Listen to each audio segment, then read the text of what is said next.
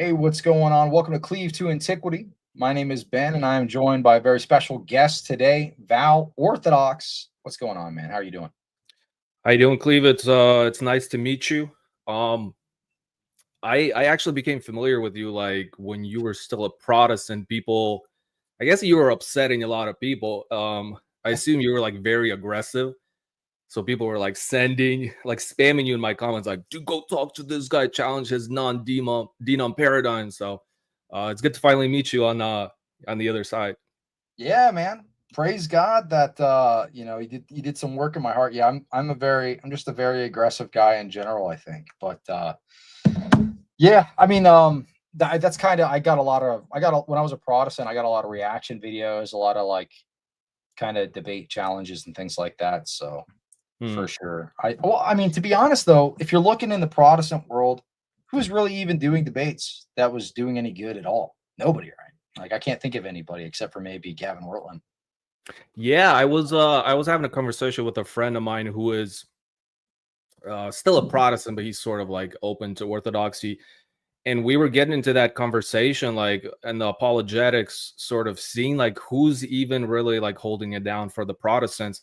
And I brought Gavin Ortland, and he didn't even know who Gavin Ortland was. And he's like, in that apologetic space. And I was like, yeah, it's just, there's not really a whole lot of, yeah, I can't really think of anyone else. Maybe Need God, but I don't think he's like even close to Gavin Ortland's level. So those are really like the only two guys I can think of. And if like Need God is there, then it's not really going that well. No, man, he's losing like every single debate that he does. Yeah, Yeah, need yeah. need needgod.net. Now he's debating that same Roman Catholic guy over and over and over again. You know what I'm Oh, talking they're about? doing another debate. He just did one. He just did the second one The with him. second one. Oh, I haven't. Yeah, I haven't kept up with them, so I don't know. I don't know how people keep tuning into the same guys debating the same people over and over again. Like William Albrecht debates, who's that dude? Turretin fan or something? He debated Yeah, I he don't even debated know. him like 50 times. Really, just part 50 of the same debate. Yeah, I guess so. Well, they debate the canon over and over again, and people actually still tune into it. It's crazy. Yeah, Mr. Sir, you can ask your question. This will be a Q&A stream. We're just kind of yapping at the beginning, but go ahead and send your questions in. Send them with a Q in front. I'm going to do this real quick. I am posting a post on X saying we're live now. Everybody that's watching this in this live stream, go ahead and share that so we can get some people in the chat. There's a lot of people live streaming at the same time tonight. So I want to try to get as many people in here to get their questions answered as possible. So go ahead and share that for me. Um, so we can get some of these in here. Hold on. All right, I have that posted. Go ahead and share, repost that if you can. Hey, gifted a Cleave to Antiquity membership. Appreciate you, dude. Absolutely. Yeah, the guy with the gotcha question, you don't have to send it over and over again. So just the one time is fine. Anyway, so yeah, the Protestant apologetic scene is not doing good right now, man. There's that was why I was asked to create my channel in the first place back in the day. So I started, I don't know, maybe a year and a half ago at this point, on YouTube. But apologetics wise, I've been doing this for about 5 or 6 years. I was on other platforms. I was on Discord. I ran the largest Protestant Discord for a while with Dr. Reverend Mike, who is a Nazarene pastor. I did debates. I debated Jay back in the day. He probably doesn't remember me though, when I was on that platform. Debated multiple different people. I think I debated Wagner because I debated somebody with the same exact username that he uses for YouTube on that platform before I think the YouTube was big. So I mean, I was active there. Redeem Zoomer asked me to make the channel because nobody on YouTube was really engaged in these types of debates. That was kind of my role to fill there, but they don't really have anybody Really? right Okay. now. How is Redeem Zoomer doing? Because I know he sort of took a hiatus from debates. Are you still friends with him? Do you keep up with him? Yeah, I mean, we chat. We're not like super close anymore since I announced my stuff to become Orthodox, but journey towards the Orthodox Church. But he is I mean, he's doing well. He's going back to making his like graph videos, these like chart videos and stuff, which I told him he should be doing that a while ago, because debate was never really like his niche. His niche was always the stuff that made him blow up was his like church history, like graph or whatever with the cartoons or whatever. Those videos would blow up, get like 500,000 views. Meanwhile, he'll do all this work to do a debate, and then it's just like 60,000 views, like 40,000 views or something. Like your educational stuff is performed better. Even if I agree with him, that's just objectively what performs better. So that's what he's going back to doing.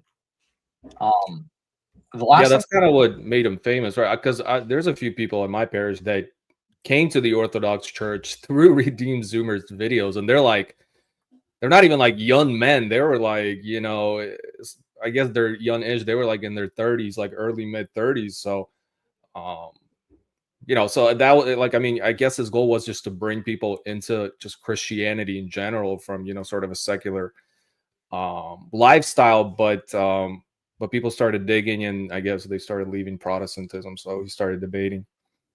Mm-hmm. Yeah, well, I mean, it was kind of getting big on Discord, right? So back then on that platform, I don't really use it too much anymore. It's gotten kind of weird. But back in the day, like 2018 to 2020, the debate scene on there was kind of popping off, and people were getting involved in these debates that really never heard these arguments before. And I ran a mentorship program back then, where I would read scripture with people from wherever. A lot of times Muslims, so I'd do debates with Muslims, and then I'd say like, "Hey, dude, if you want to learn about the faith, like I'll read the Bible with you a chapter a day. Like I'll take time out of my day, and I'll read the Bible with you a chapter a day, and we'll break it down if you have questions or whatever." And I would do that, and that would work. People would like, they're like, "Oh, okay, well, this is kind of what it is. Okay, great. Maybe I'll start going to church or whatever the case may be." So I would get people in those mentorship programs reach out to me as like, "Hey, I'm like interested in Christianity now, but I have like these objections these Roman Catholics are giving me. Or I have like these objections that Orthodox are giving me. So like now I've accepted like, oh, I believe in Christ, but now I'm also like, what church, like, does it matter what church I go to?" Those are the kind of the things that popped up. So, you kind of have to do research and get involved in these discussions if you want to answer these people's questions. So, Yeah, for sure. Let's see. This guy left a comment here. Very quiet. It's all solo monologue responses from Protestants. Yeah. I don't know if we're going to see any like Gavin Ortland debates or any big name Protestant debaters out there doing debates anymore. Unless they find a super easy, like low energy opponent. I don't think we're going to find any, like, nobody's going to be debating Jay Dyer. I don't think any of these people are going to debate Alex Soren unless they just don't watch any of his videos and accept it like on a whim. But I don't think we're going to see any Protestant debates with any serious debaters out there. The only person I could see maybe doing that would be John Luke from Anglican Aesthetics, but he's not that big of a name. He's smaller than me. But he'd be the only Protestant I think that would still be doing that stuff. Yeah, I haven't really heard of any of these names, to be honest with you. Yeah, a lot of the ones that are still engaged in any kind of debates are like sub 10K channels. Okay. You know what I mean? They're kind of small. Kelly Powers does it still, kind of, but he's been, he's kind of like a need.net figure. All right, so if y'all want to send in questions, go ahead and send them in with a Q in front, and we'll go ahead and we'll pull them up on the screen. And then we'll just kind of get to them one by one. Val, if there's something that you just don't know the answer to or whatever, we can move on to it. This is supposed to just be helpful for the people that are inquiring, or maybe you have a general objection. If it's like a Roman Catholic gotcha question or something that's like, I don't know, I might not mess with that. We'll see. Okay, sounds good. Yeah. All right. Is heaven an actual place in Eastern Orthodox theology, like in some forms of Protestantism, or is it a state of being experience? Yeah, this is a good question. I mean, I think it's both. I don't think because we do have an icon. I can't think of what the icon is called, but it's like an icon of people like falling into Hades, and they're like flowing down the river. So it is an actual place, but it's not like this sort of medieval Roman Catholic, like you're being tortured and there's like the devil with a pitchfork. It really is sort of like the cliche way that people describe it, as just like, it really is separation from God, right? It's something that you chose. It's that separation. That separation is that torture. So it's like yes or no. The fathers are kind of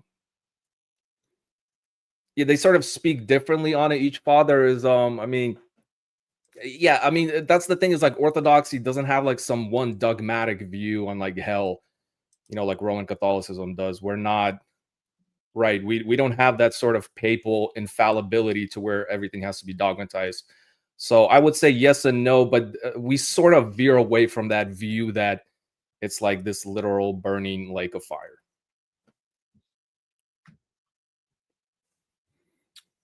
Yeah, the way that I've heard it explained by some of the priests that have come on the show is like it's the same kind of, maybe not place, maybe place wouldn't be the right word, but it's how you experience it. Like one would experience a presence of God in a positive way if their soul is dispositioned towards that. But if you spent your entire life actively working against God, his presence is going to be like death to you, That's kind of like the unclean. Like if you were like a sinner or like unclean entering into the temple in the Old Testament, you just get like, or like Yeah. touch the ark and die, or like God was saying, like Moses, if you look at my face, like you're gonna die, kind of deal. Or like the Eucharist, right? Like you take the Eucharist in an unworthy way, you're taking it to your condemnation. People are getting sick and dying. That was kind of the way I've heard it explained. Val, we're just talking about this. When are you going to debate Gavin Ortland? I don't think Gavin Ortland wants to debate anyone, especially me. I'm like a nobody to him, so I don't I don't think it's really worth his time. Yeah. Gavin, I've actually been on his show before. Gavin's a nice guy. I just don't think he's going to do debates anymore. I think he's done with them. Oh, okay. This guy asks, how does the Orthodox Church, not your opinion, consider the filioque? Is it solely the error of adding to the creed, or is it a theological error also? If the latter, what error is committed? I don't know if you're super familiar with. Yeah, well, the thing is, I don't really do any polemics against Roman Catholics. One, because I've never like really deeply dove into Roman Catholic theology, and also there's like, I think there's plenty of people that do it. And the other thing is, I'm probably like one of the only ortho bros that's like very friendly with Roman Catholics. I sort of have a soft spot for a lot of Roman Catholics in my life that I know, but I mean, the filioque is, and sort of one of the major theological issues between us and the schism. So I mean, yes, one of the issues is that the filioque is the Western addition to the creed, saying that the Holy Spirit proceeds from the Father and the Son, so double procession. I mean, Orthodoxy really holds that that the Spirit's hypostatic origin, meaning that it's its existence as a person is from the Father alone. Because the Father is the sole cause, as we say, the arche in the monarchical Trinitarian paradigm, and the sole source of the Trinity. So, but one of the reasons why we rejected is theologically. I mean, the way a lot of the, especially like the Cappadocians and Palamas also talks about this, is that it really destroys the Father's monarchy in our sense, meaning that if the Spirit proceeds from the Father and the Son, then the Father is no longer, sort of this unique cause of the Godhead. Instead, the causality becomes shared, which I think alters the inner logic of the Trinity. And it sort of just confuses the hypostatic properties. And I think also, the typical argument, I think Luigi uses this, and pretty much anybody that critiques, the Roman Catholic position, is that that it collapses sort of the eternal relationship. If two persons jointly cause the Spirit, you end up with either like a double cause, right? What's called a ditheism, or like a fused Father-Son source, which is like semi, Sabellianism. So, I mean, And also like the patristics just rejected. We historically rejected as well. So it's not just like they added it to the creed and that was it. So in short, pretty much we reject the filioque because it changes the doctrine of who God is. It violates the monarchy of the Father and causes this hypostatic properties to be sort of confused. And it was, the other thing, obviously, it was inserted unilaterally and late. One thing that I'll kind of add here is he was asking about the church teaching on it. So if you were to just read, this was just contained in the fourth and fifth anathemas in the Council of Blackernay. It actually talks about theological differences within the filioque as one of the reasons for the anathemas, and clarifies also the way that it is to be understood. So in certain, I'm not going to read this whole thing, but I'll read this little passage here. In certain texts of the Fathers, the phrase "through the Son" denotes the Spirit shining forth in manifestation. Indeed, the very Paraclete shines from and is manifest eternally through the Son, in the same way that the light shines forth and is manifest through the intermediary of the Son's rays. It further denotes the bestowing, giving, and sending of the Spirit to us. It does not, however, mean that it subsists through the Son, okay, and from the Son, and that it receives his being through him and from him, according to the common mind of the church and aforementioned saints. So this is in the fourth and fifth anathemas of Blackernay. So you're asking about church teaching. Yeah, it is theological, not just that it was added to the creed. Yeah. And that's in response to Florence, basically. So let's see here. Good question, though. All right. Question: I've heard different thoughts surrounding cursing or curse words. What is the general Orthodox thought or rule around it, since it varies between languages? Yeah, I mean, this is kind of a question for a priest, but I think like some apologists are going to have some niche takes on this. But if you talk to priests, they're going to say like, just don't curse, like don't do it. I don't know a single priest that's going to say like, oh yeah, like it's okay to use any sort of curse, especially like ethnic priests. Like ethnic priests are like, dude, just stop. So ask a priest like 99 point. I don't know a single priest that's going to tell you that it's okay to curse. Yeah, I think some of the apologist issues with it is like piety signaling around it, though. Yeah.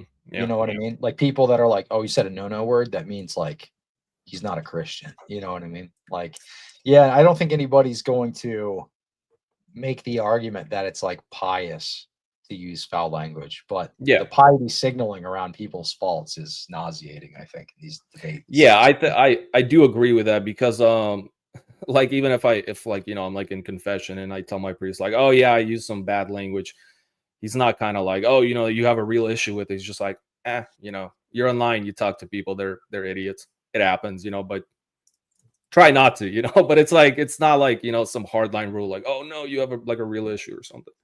Right. Hi, I like seals a lot. Go to sleep, man.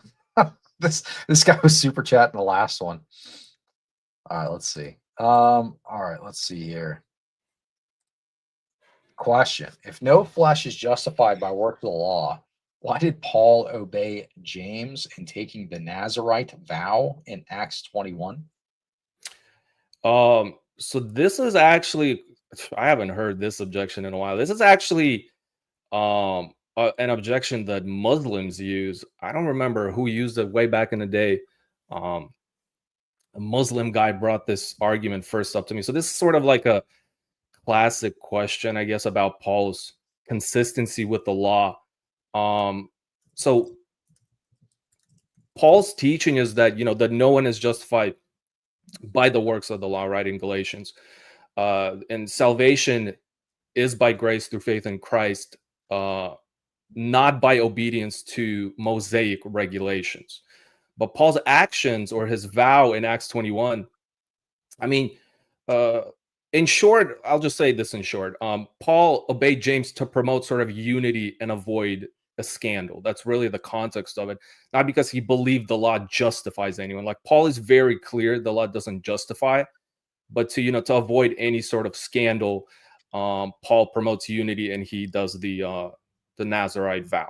So obedience to James here is like a pastoral and strategic decision here by Paul. It's not some like salvific statement here. Cleve, you look happier after coming to Orthodoxy. I'm just a jolly guy, dude. I'm just jolly maxing right now. That's all it is. You know what it is? It's because I'm not being polemical. I'm not being overly polemical in my videos right now. So I'm just kind of chilling. You know, in my Protestant videos, I was kind of like it's kind of more like, oh, you know, the Roman Catholic Church clown mass, dude. Clown mass, you know. But anyway. Yeah, polemic stresses you out. It definitely ages you. I feel like I feel like it's funny to me. I don't know, but maybe I come across as mean when I'm more direct.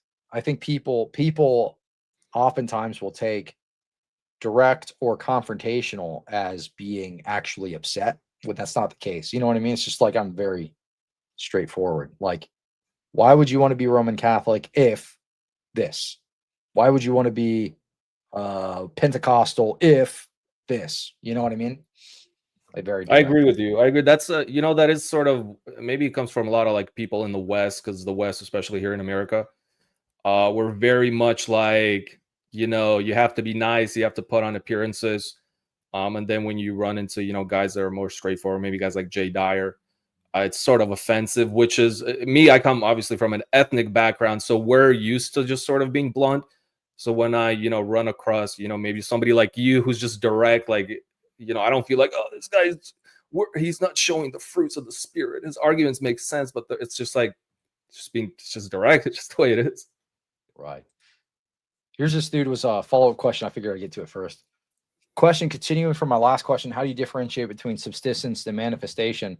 How can one manifest the Spirit not be considered its cause? So the example that was given at Blackernay, and also this is in Palamas as well, is light shining through a glass, right? So like through the glass, right? The glass is not the cause. You understand that? So it's through, not the cause. Does that make sense? Yeah, I don't really have anything to add to it. I don't really want to get into a filioque debate here. Yeah, no, he said he was just curious. Yeah. He's gonna clip for him and be like, look, they don't know what they're talking about, dude. Dude, I'm clipping you right now, bro. Unmute, yeah. Dude, unmute. No, I'm just kidding. All right. We did that one. Jay's gonna make an unmute dude shirt. That'll be funny. Inquirer, I'm having a hard time with venerating the icons. I understand veneration of the saints. Is there any early evidence of the church doing this practice? Yes. Yeah, there's like 3rd, 4th century in the catacombs in Rome, and in Dura Europos show, you know, sort of painted images of Christ and the Theotokos and saints used in devotion. So we do have actual evidence from the early church there. Also, you do have some like very early, you know, Jewish temples or synagogues, whatever you want to call them. They're sort of painted in iconography. So there is like, Gavin Orthodox likes to do this. He'll bring up like some obscure figures that, you know, had disagreements, but it's like we're not trying to hide that there were disagreements. Like there's a reason, you know, why they had those, you know, the iconoclast controversy back and forth, because there were people that, you know, were disagreeing on this, but there was always, you know, early church has always been venerating icons since the earliest centuries. It sort of has always been as part of, you know, honoring saints and, you know, teaching the faithful, and, you know, not as a worship of the image itself. And when you read, like, I watched the, you know, a Gavin Ortland video a while ago, and he brought up, you know, some like desert, I don't think he was like a desert father, but some individual that was disagreeing with some of the practices like early 3rd century, so like the 200s. But like the disagreements were also about that, like, hey, this looks like worshiping. That was the disagreement, is like, it doesn't look like you know, veneration. It looks like worshiping when, you know, you're doing kind of what the pagans do with the images. So even then, like, the issue was never like the image itself, right? Like, it's very clear that, you know, latreia is just for God alone, right? Worship, this is just worship for God alone. And you know, veneration is for the saints, which doesn't denote worship. Let me share something really quick. So I did a video on my channel not that long ago with a guest that had just done some new scholarship that proves first century icon veneration. Check that video out, because basically what the argument is that pseudo Dionysius is not pseudo. And there is an open challenge to any Protestant that would like to debate Craig Truglia on this topic, whether or not pseudo Dionysius was actually Dionysius, which would bring his writings to the first century, because within his writings, it proves a couple of things. First off, first century attestation of icon veneration has doctrine, and he teaches the doctrine of icon veneration within his writings. And it also teaches the episcopacy in a three-tiered episcopal structure. So if that is true, there's no more debate for Protestants. This is all apostolic. So nobody has accepted that debate offer yet. Who's that guy?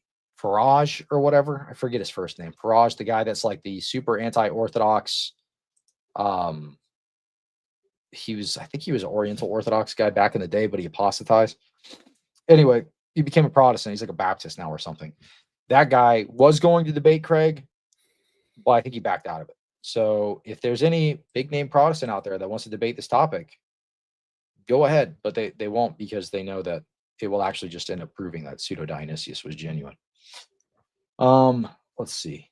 Yeah, Farage the Mirage disappears whenever you ask for a debate. Absolutely. Yeah, that's wild. Alex has been asking people to debate him for a while, dude. When is your next debate, Alex? I know you said you had that Roman Catholic dude. The one that looks Elijah? like, yes. Yeah, that guy. Yeah, why isn't Elijah debating? Because he just posted like a very angry tweet on X about Luigi and Mario like running from him or something. And I responded, I'm like, I thought you were done with, because he like apologized to people for acting like a debate bro a while ago. And then I'm like, what do you kind of, you're still acting like a debate bro out here. And he's like, no, I just want to have a dialogue with an Orthodox individual about the papacy, I think is what he said. So it seems like he's open to it. So, why not do it? I mean, why not set it up? I don't see what the issue is. Somebody was saying, no, I think they are debating though. I think they're actually okay. This guy's asking the same thing. You said with the light analogy in the glass. I think the actual analogy was a light in its rays. Was the sun in its rays or something? I know there was another analogy with a light in the glass. Maybe that was for the energies that they were talking about. But I think it was the rays. Let me pull up. I'm just going to pull up that article. So I'm just talking off the top of my head. This was the Canons and Blackernay. In certain texts of the Fathers, the phrase "through the Son" denotes the Spirit shining forth in manifestation. This is the last thing we'll say on this subject. So, indeed, the very Paraclete shines from and is manifest eternally through the Son. And so through, right? And in the same way that light shines forth and is manifest through the intermediary of the sun's rays. It was the rays. Glass was, I think, Palamas talking about essence energy. So I was wrong. It's the rays, not the glass. So there you go. Analogy corrected. All right, let's see. All right. Next video there, or question there. Oh, did oh wait. Cleave to antiquity locked me in a time chamber and made me grind 3 trillion tons of wheat before I was allowed to leave. Exposed. True. Yeah, that's my body. He was like, should I go to work or should I go to this hierarchical liturgy? I'm like, dude, you just need to go to work. Don't call out. Play hooky to go to church, dude. Let's see. Hold on. I'm catching up and starring these questions. I'll pull up the next one and I'll go back and catch this out. What do you guys think about the Western Rite? Is it legit? There's a Western Rite church here in Houston I'd like to check out, but it's super far. What do you think, man? Yeah, I mean, go check it out. Various priests, I think, are gonna have different opinions on it. I don't think the issue is actually with the Western Rite itself. I think the issue is like, how do you sort of keep the same tradition when there's been like a massive gap since the schism. That sounds like that's kind of like what my priest issue is with it. But but it's hard because there was like, you know, contemporary saints that were like huge.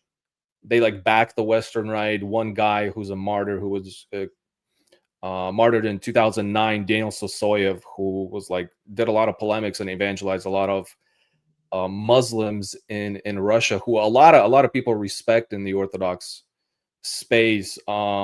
He was big on the Western Rite, and then I'm blanking on his name. The saint of San Francisco, what's his name? I'm totally blanking on his name. He was big on the Western Rite too. So I mean, John. Yeah. So I mean, yeah, there's a lot of, you know, saying like, who am I? I'm just, you know, I'm just some lady. I don't really, you know, can I have a strong like ortho bro opinion on it? Sure, but it's like I don't know. I think, Dude, it's got Western in the name, dude. We're Eastern Orthodox, bro. Dude, anything Western is bad, dude. We got to LARP us like Russians, dude. We got to start dressing up Russian, learning the language, and just look. We need Serbians. This is what we need. Okay, we need Midwestern, right? Okay, Midwestern, right? There we go. Satisfy both sides. It's not Eastern. It's not Western. It's just right there in the middle, dude. Yeah, there you go. Midwestern emo, right? No, I'm just kidding. That's a genre. Who's your favorite saint? This is a tough one. Like I actually hate this question because it's like so many saints, like we love them for different reasons. Like I love my patron saint, but I think like Saint John of Damascus would probably be like one of my favorite saints because he does his exposition on the Orthodox faith. I mean, he defends icons. He just kind of tackles the kind of basic objections that people in the West especially have. So I love Saint John of Damascus. He's also from the Middle East, which is part of my lineage from the Middle East. So yeah, I love Saint John of Damascus. Yeah. What part is your Lebanon? Oh, okay, very nice. Yeah. Cool, man. Yeah, for me, I think my favorite saint. I think right now I'm reading a lot of Paisios, Saint Paisios. So I mean that's kind of a normie answer, but that's what I'm gonna go with. Because it's very relevant to what's going on right now with the people that are speculating about union. He wrote a lot on that. So if I was to name like a not like fully canonized Orthodox figure, Seraphim Rose would be another one that I read a lot of. I'm reading a lot of. Saint Herman of Alaska. That'd be another one, just because I love that story. And people ask about evangelism in the Orthodox Church a lot, and that's one good example there. I also like what he has to say about spiritual warfare. There was a story that from the life of Saint Herman that says something along the lines of he was in his monastic cell, and one of the acolytes had come to visit him, or one of the people that were training had come to visit him. Or no, it was his spiritual son. That's what it was. It was a spiritual son that came to visit him. And anytime he would knock on the door of his cell, he wouldn't answer it unless he recited a prayer beforehand. Because he said when he first came to Alaska and it was kind of untamed, so the demons would mess with him quite a bit. So he wouldn't allow anyone to enter into his cell without reciting a prayer first. So basically, so he knows you're not like a demon. So I'm like, man, yeah, I can, I feel like a lot of people don't realize before they kind of enter into this Orthodox world. The spiritual warfare is very real. It's not just like some emotional thing either. It's like real stuff happens, Oh yeah. I think some people will realize it, like especially like sometimes you're having a dream and you're just like, you wake up and you're like, yeah, that wasn't a regular dream. Like I was battling demons. This guy says, I thought you were a Ruslan at first. Yeah, I've been getting that a lot recently. Really? Yeah. I guess we kind of look like we're Eastern persuasion look. He's like Armenian. You get the same haircut. That's what it is. Same hair. Yeah. Yeah, I could see it. Yeah, I said like spam him, then tell him like to have me on his show. So there you go. Ruslan's a cool dude. I've been on his show once when I was when I hung out over there after the show. We were lifting weights in his backyard. Okay. I do remember that episode. Yeah, He's a cool guy. I still chat with him a little bit back and forth, but not a whole lot. Just kind of like if something crazy pops off in the apologetic space, like, dude, did you see this? Like, I remember the last I think the last time I reached out to him, other than just like happy Thanksgiving or something, was like there was that Sam Shimon versus Apologetics Roadshow drama that was going on. I was like, dude, did you see this, bro? Okay.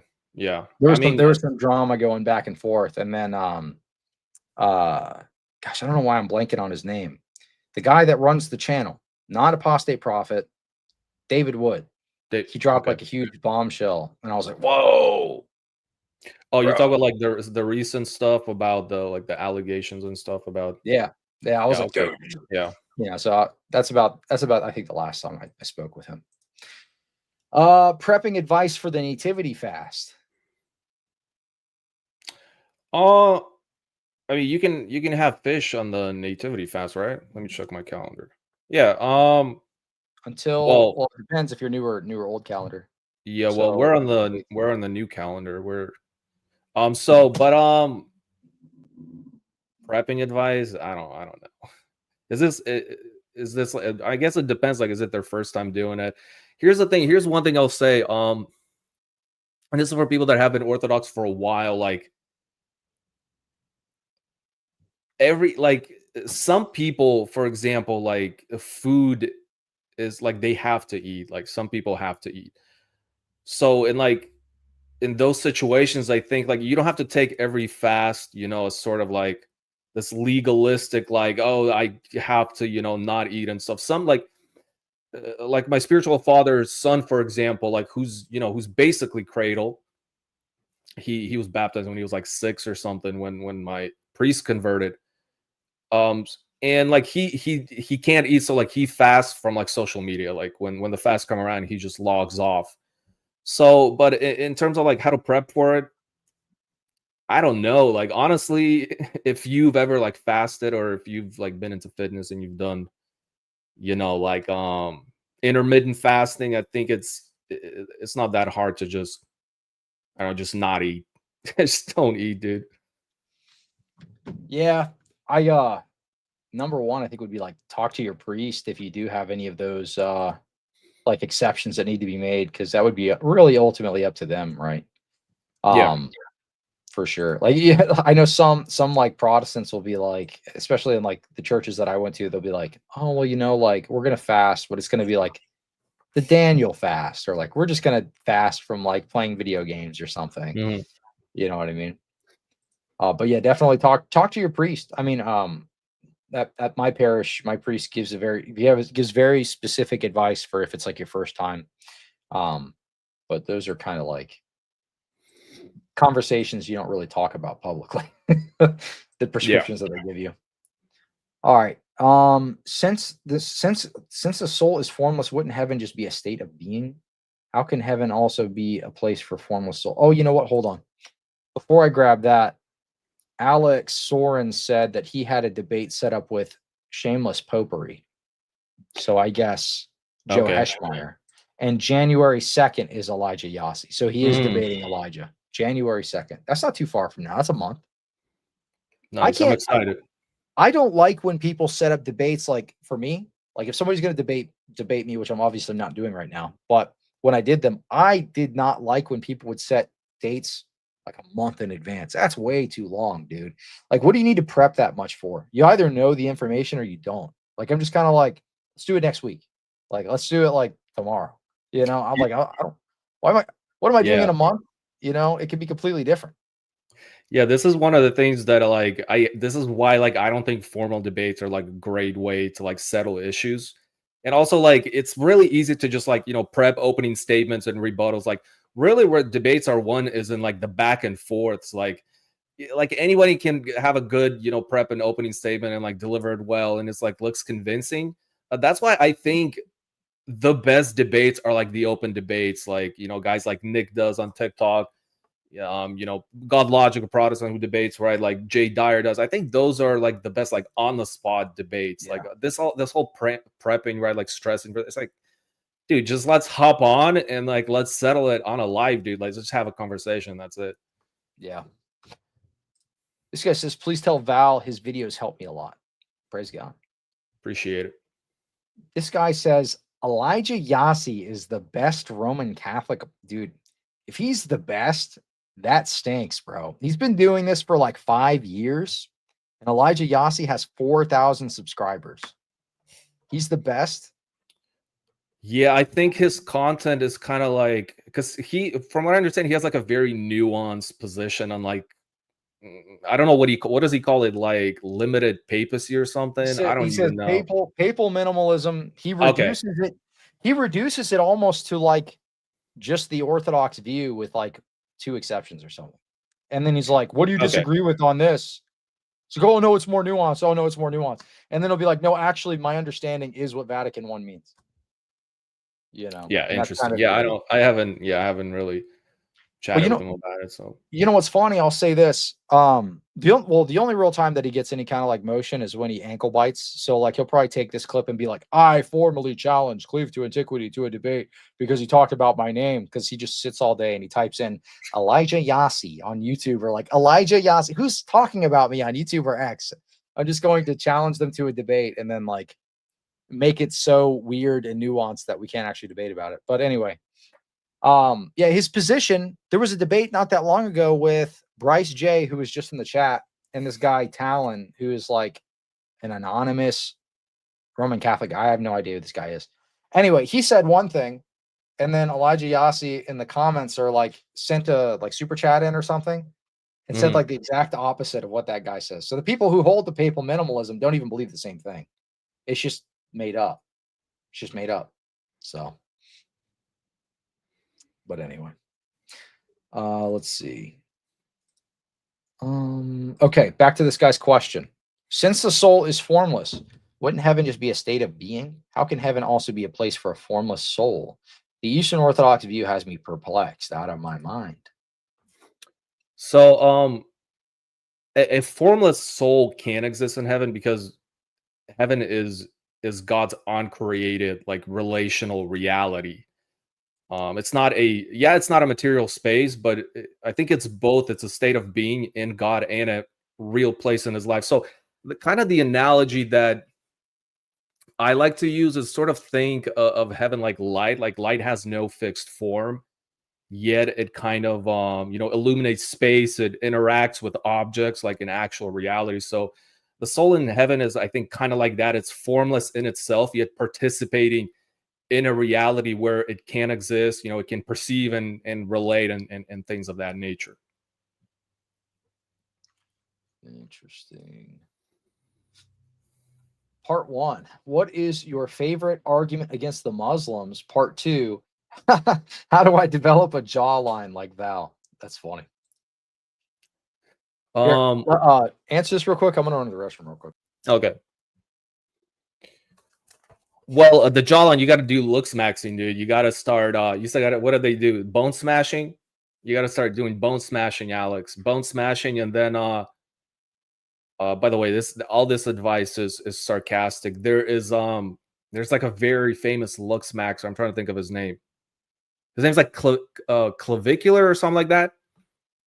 What he does is by the way, this is I don't even know how to word this without like this stream possibly getting flagged.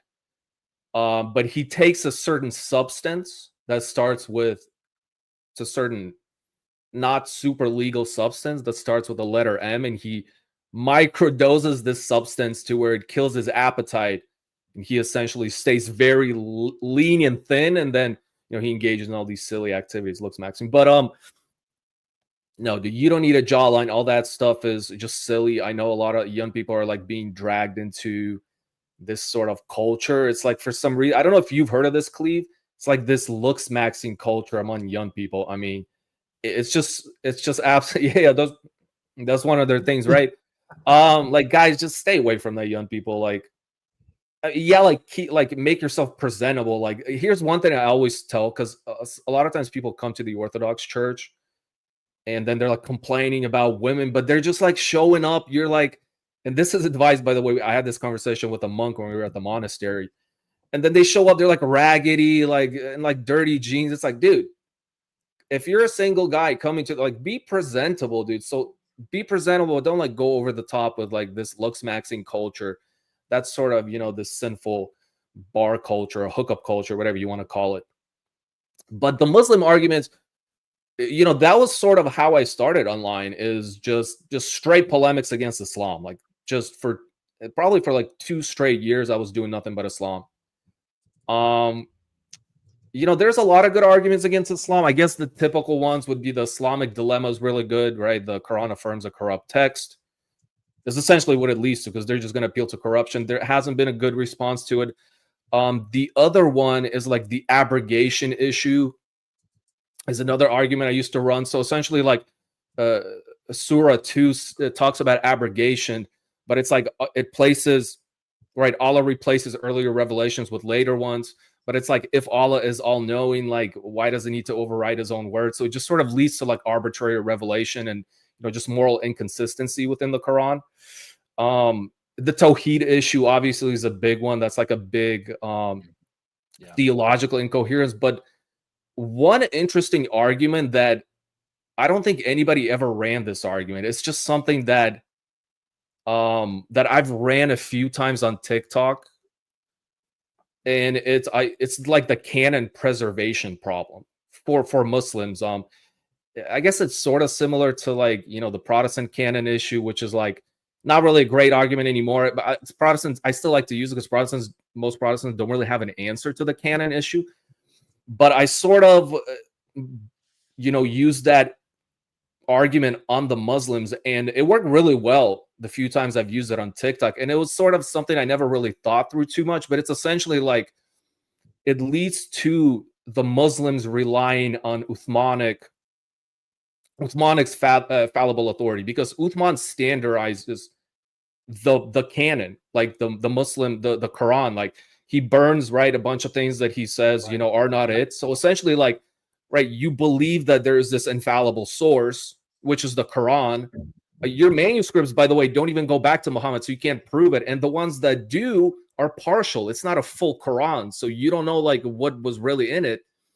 And then, so essentially, they have to rely on this fallible source, Caliph Uthman, on your biblical canon. So it creates a huge issue for him. And I've used this argument, and I've had, you know, some Muslim TikTok apologists or Dawa guys, Da'is, right, come up, and they were just kind of perplexed because I don't think they've ever heard that.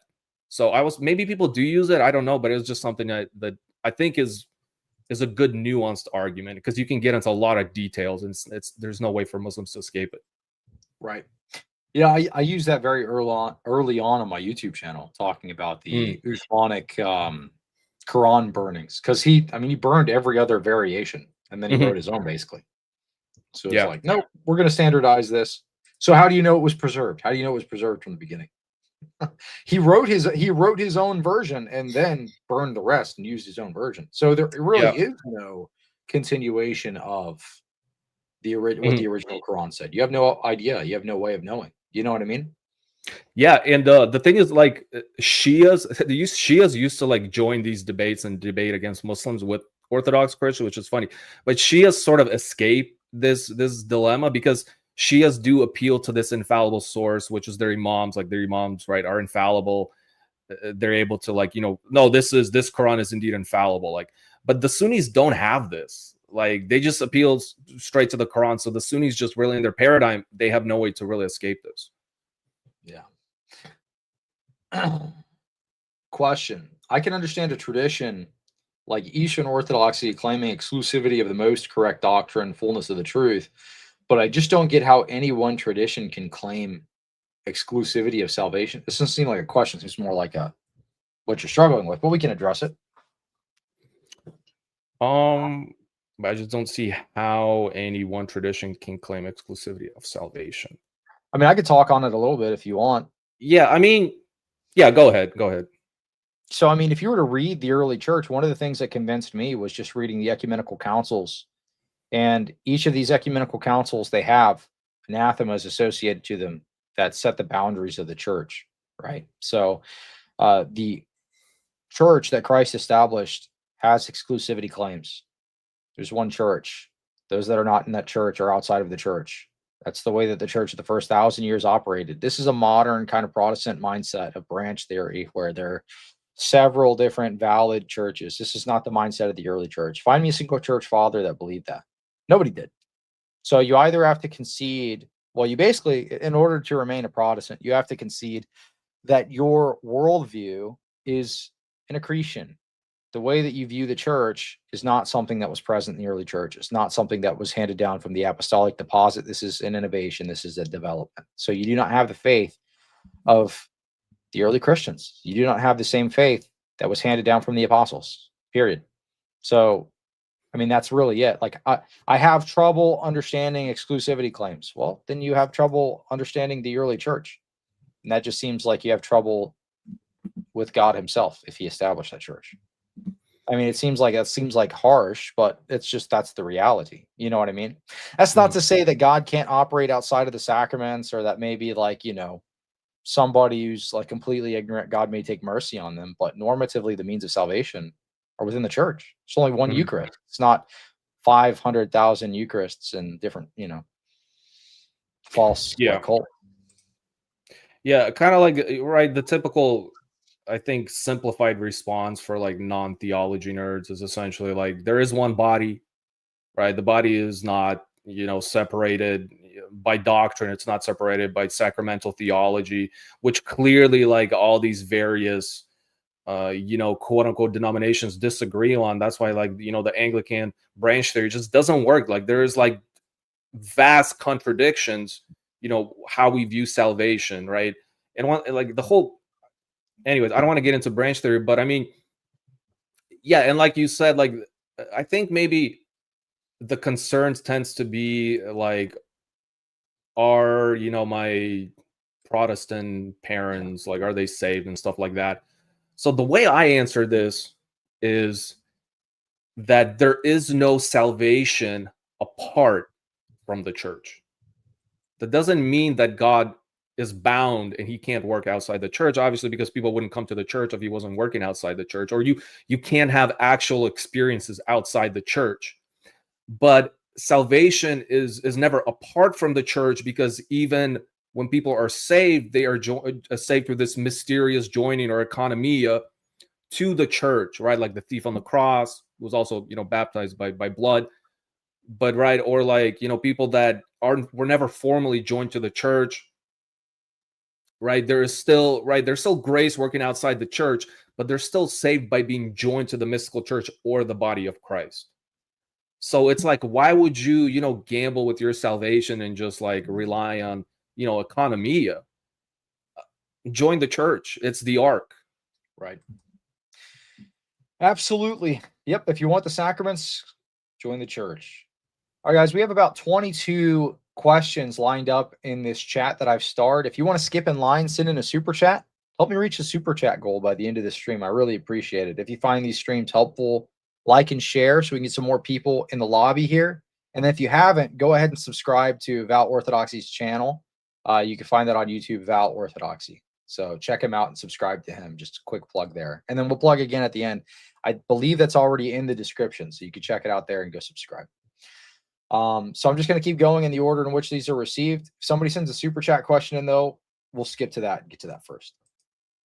Question. I'm an inquirer and struggling with the teaching of, hey, we just answered this. No salvation outside the Orthodox Church. Can you explain how to understand this in the Orthodox Church? I think we already did that one. Yeah, so I think we just explained that. Question. Why should I care what a random Orthodox person interpretation on church history or the Bible? So why should I care about them traditions of man? Wow. I mean, that's the whole point, is that you don't have to care what some random Orthodox person thinks. And, you know, that's kind of the point of Orthodox theology. I mean, authority is not individual. It's, you know, it's communal. Orthodoxy doesn't rely on, you know, personal opinion. It relies on the apostolic church, you know, that's preserved through councils, liturgy, and the living tradition of the fathers. So, you know, in short, you know, what matters isn't the opinion of random people like, you know, maybe me or Cleve or Jay Dyer or whoever, or Alex Soren. but the church's guidance. So, and the church preserves the truth and ensures you don't get lost in, misunderstandings. So that's kind of the whole point. It's like, you don't have to care, dude. Like, right. I mean, the biggest question should be, does it matter that you're in the same church that Christ established? That's Yeah. kind of a better way to reframe that. Does it matter that I'm in the same church Christ established and following the teachings handed down from the apostles, right? Whoa.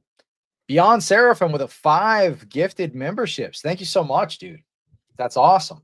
I need to get soundboard like Christian Mario. He does like a drum roll. He's like, oh, that's right. I've seen you on his channel. Yeah. He's like, that's one drum roll for you. Awesome, bro. I really appreciate that. Thank you so much. Catechumen question. Hey, thank you so much for the super chat, Glow. I appreciate that. Catechumen. Anyone talking advice about the spiritual life once the theology is understood? How to fast, pray, etc. Or is that something to ask my spiritual father? Yeah, these are definitely questions for a priest. Yeah, I would recommend asking your priest. Sometimes they can give you some good spiritual reading on that too. My priest has said, read, or maybe this wasn't my priest. Maybe this was a priest that came on the show that said he recommends. Oh yes, this was actually Father Trubenbach. That came on the Paul Trubenbach that came on the show not that long ago. He said he recommends catechumens to read the lives of the saints as well, or like a chapter a day or something. I believe that was him. I've been speaking to so many priests, it's like all blending into one blob of advice, but it's all really good advice. That stream was awesome, by the way. Every single question that Father Paul answered, I feel like could have been its own clip. Like it was all super high quality answers. That was an amazing stream. I'm so grateful that he came on. And he pastors the church that's close to where my wife goes for like work. They have another office in Utah. So next time I'm probably going to go with her and then we can go hang out with him. That'd be cool. Prot brain drain will end the LCMS over time. Oh man. I talked about this not that long ago on X and in a previous stream. I don't know what is going on in the Lutheran Church Missouri Synod. This is supposed to be like the conservative Lutherans, but lately there's been a wave of like back-to-back crazy scandals. There was one on Protestia that was talking about there was a Lutheran pastor that had a Skittles stole on, a pride stole, and he was advocating for that and stuff like that. There was a LCMS pastor that was he told people, if you're going to be a quote unquote furry, join a Christian furry community. He was advocating for that. There was the recent large catechism came out and they partnered with ELCA, liberal Lutheran pastors from these churches that are condemned in their view, to write in their large catechism. And then when one of these people that were in the church called it out, they excommunicated the guy. They kicked him out of the church for that, but they don't kick out the furry pastor. They don't kick out, these other people, but they kick out the person criticizing what's going on in the church. So I think you're right. I think the LCMS is on a downward spiral right now with the craziness going on. And you notice this too. They've swapped over from the traditional hymns to doing like Hillsong worship and stuff in some of these churches. Very interesting. And this is the conservative branch of Lutheranism? Yeah. Yeah. Wow. Well, the Wells would consider themselves more conservative. So, but they are supposed to be like, one of the more conservative branches, the LCMS. $2 super chat. Newman, thank you so much. Thank you for supporting the show. I've been promoted. All love to you guys. Oh, awesome. You got gifted a membership. Welcome to the memberships. Now you can see my really dumb videos that I do for for my members. All right, let's see.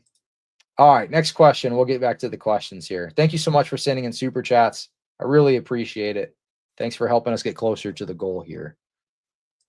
Bryce J, good to see you, man. If Christ has two minds, why James 1:8? Great TikTok question. I assume that's like a troll question. Well, James 181's about, right, like divided sinful human wills. It's not really talking about Christ. Christ has two wills, but his human will is, as we know, perfectly aligned with his divine will. So he's never, quote unquote, double-minded in the sense James condemns. That is a very TikTok question. That's actually a high tier for TikTok. This is another kind of TikTok type question. Does the Trinity have one will? No. They have one essence, right? Usia, fully united in all things, but each person has I guess you could say each person has a personal will or a hypostatic will is what we would say. But the wills are perfectly united in harmony, so they're never in conflict. So the unity does not, merge the persons. Each sort of remains distinct. So, but no, I wouldn't say the Trinity has one will. In the sense of like separate willings. It does not have that. Yeah. Divine will, and then I guess the persons would be a different question, right? Because you've got Christ with. All right. Anyway, Glow asks, can I get a follow-up? When one means lives to the saints, does that mean like on the incarnation or a biography of Saint Paisios, like a biography of his life, to know kind of what he went through? Also, sometimes they'll write stuff that's a little more like life application oriented or just advice. Like Seraphim Rose writes like the Orthodox Survival Guide. That would be a good example. Or you can read like Paisios's prophecies. A lot of that stuff is, a lot of people don't read that stuff, to be honest. I'm noticing this because a lot of the stuff that's going on nowadays is kind of predicted by Paisios, St. Paisios. He's talking about like unity, like a false unity that will come. And he kind of predicts some of this and what it would look like and so on and so forth. He doesn't predict the time or anything, but he talks about what leads up to it. He talks about historically what some of the issues were at his time. Talks about Athenagoras, talks about all sorts of stuff. So, I mean, you can read Paisios is replete with good stuff like that. But one of the things that's been kind of helpful for me is there's a channel called Trisagion Films that will do movies on the lives of the saints, little videos. And I'm actually going to have the priest that runs that channel come on the show and do a Q&A at some point soon. So that'll be cool. His name is very hard to pronounce, but you'll know his face when you see him. Somebody sent me an email and was like, hey, would you like to have this guy on your show? I'm like, absolutely. I love his channel. Question, do you guys hold to original guilt? No, Orthodox theology does not teach original guilt, at least not in the same way that some Western traditions do. There is a distinction. So Adam's sin brought what we call ancestral corruption. It's like a tendency to sin. So we teach what's called ancestral sin. It's also called original sin. Like I believe the Sin of Jerusalem refers to it as original sin, but the distinction we like to make online is sort of like ancestral sin. But essentially, we inherit the consequences of Adam's sin, not like his personal culpability. Father Stephen DeYoung's in the chat. He says, that's wrong. Holy Trinity has one will. Boom, roasted, corrected. Boom. Good to see you, Father DeYoung. All right, let's see. He says, Father Gregory or Saint Gregory of Nyssa disagrees one will. Good to see you, man. So I explained how it's not one will, by the way. Yeah. What is your opinion on that, Val? On the one will question? Yeah. Well, it's like one divine will, right? But then if you were to break it down to the person. Yeah, so that's why I was explaining in like what way do you mean? Like, are you referring to like the individual, hypostasis? Like, because I mean, yeah, because like each individual hypostasis, like in a sense, right, possesses like each with a will, but they're perfectly united, so there is harmony, like without confusion. So in that sense, I guess there is one will, but I guess it just depends how you're asking. Sort of a loaded question. Yeah, I think as far as talking about the divine will, it would be one will. If you're talking about Christ, right? You've got but anyway. Father Yeah. Stephen DeYoung, good to see you, man. Good to see you, Father. I guess I shouldn't call you man. Whoops, Lord have mercy. Good to see you. All right, let's see. Do you hold the original guilt? No, that's something that Father Stephen DeYoung actually talked about on his stream when he came on the show, and he was having some back and forths with the Latinizers. So it's kind of interesting. Oh, okay. Father Stephen DeYoung clarifies, no such thing as a personal will. Will is a function of nature, not person. That's why Christ has two. No, they don't each possess a will. Okay, good. Thank you for Okay. clarifying that. I appreciate that. I Thank you so agree. much. Yes. Thank you, Father Stephen. Yeah, Father Stephen DeYoung is cooking. That's right. Always glad to see you in the chat. I'd love to have you back on the show at some point. That was a good stream when we did that. We had a lot of good questions and answers. One of the best ones I think was it was very timely too. We were talking about the way that the Orthodox handles penitential marriages after divorce. That was chock full of good information. I took a clip of that and I put that on Twitter, and a bunch of people found that very helpful. So I appreciate that. That was a good stream. All right, let's see.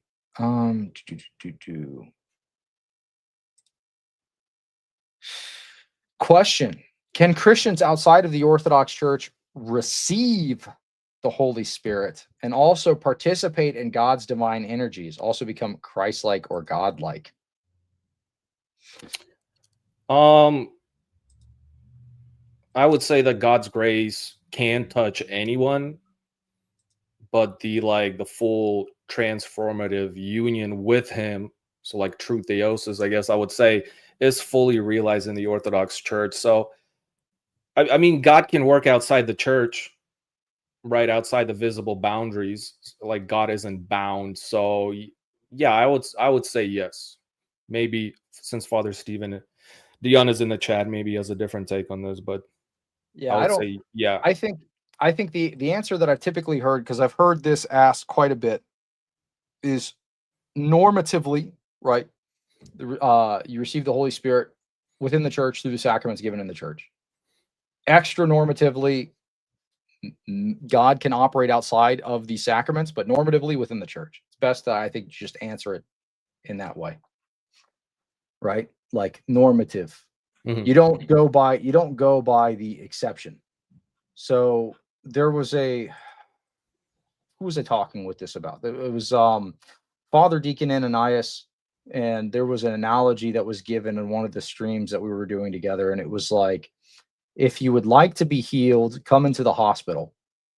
Is it possible, like, let's say there's an individual with a mortal illness, like a very serious illness that could probably kill you.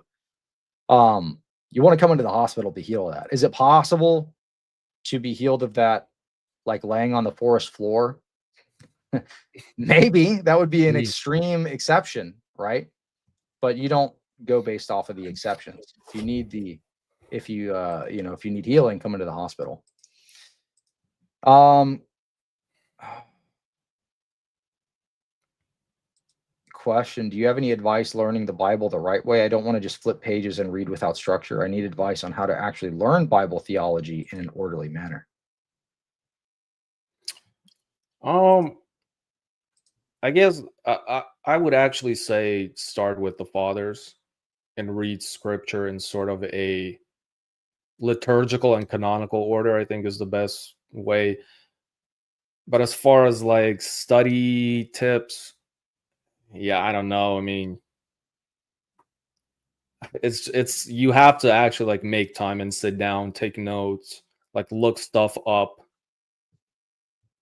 Uh, yeah, I mean, if you hate school or if you hate studying, like then it's probably going to be hard for you. So, one thing that Alex and I were talking about on stream is like um, start with like stuff you enjoy. Maybe like there's certain books of the Bible you just enjoy more. So start with that and then just sort of get into a flow. But it's like there's really no easy way to like make time to study, and with social media and distractions and your phone and stuff, you like really have to sacrifice, or sorry, crucify your flesh. Yeah, I think when you don't feel like it is probably when you need to do it the most, right? Isn't there a calendar with prescribed readings too that you can go through as like a bare minimum? Probably. This would be a good priest question. So I would Yeah. say maybe ask your priest and then see if he can give you a good, because one of the things, I mean, you could do study on your own, but it's going to be so much more grace filled if you're doing it under an obedience. So go talk to your priest and say, Father, what do you recommend? Father, what do you recommend? Do you recommend I read ABC 1 to 3? Is there some kind of a calendar I can use to do along with my morning and evening prayers? Something along those lines, right? Because once you're doing it under an obedience, it's a little different, right? Like than just kind of doing it yourself.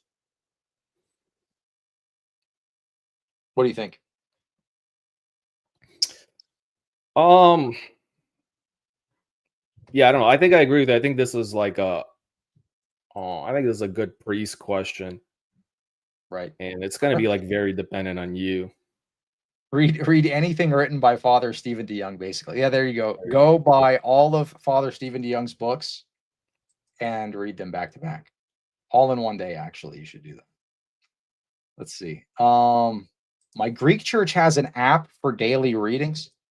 Yeah, I mean, but isn't there a calendar too? Isn't there a calendar for readings too? There probably is. I don't know. No, that I was a think there joke, is like a David. liturgical calendar for readings. That was a joke, David. Not don't read Father Stephen DeYoung's books instead of the Bible. That was a joke, my friend. And that's not even what I said. I just said buy all of them and read them in a day.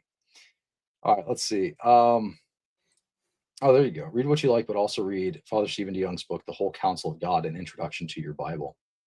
That's a good recommendation. All right, let's see. All right, so the priest questions, maybe save them for a stream in which we have a priest on with like the more pastoral stuff.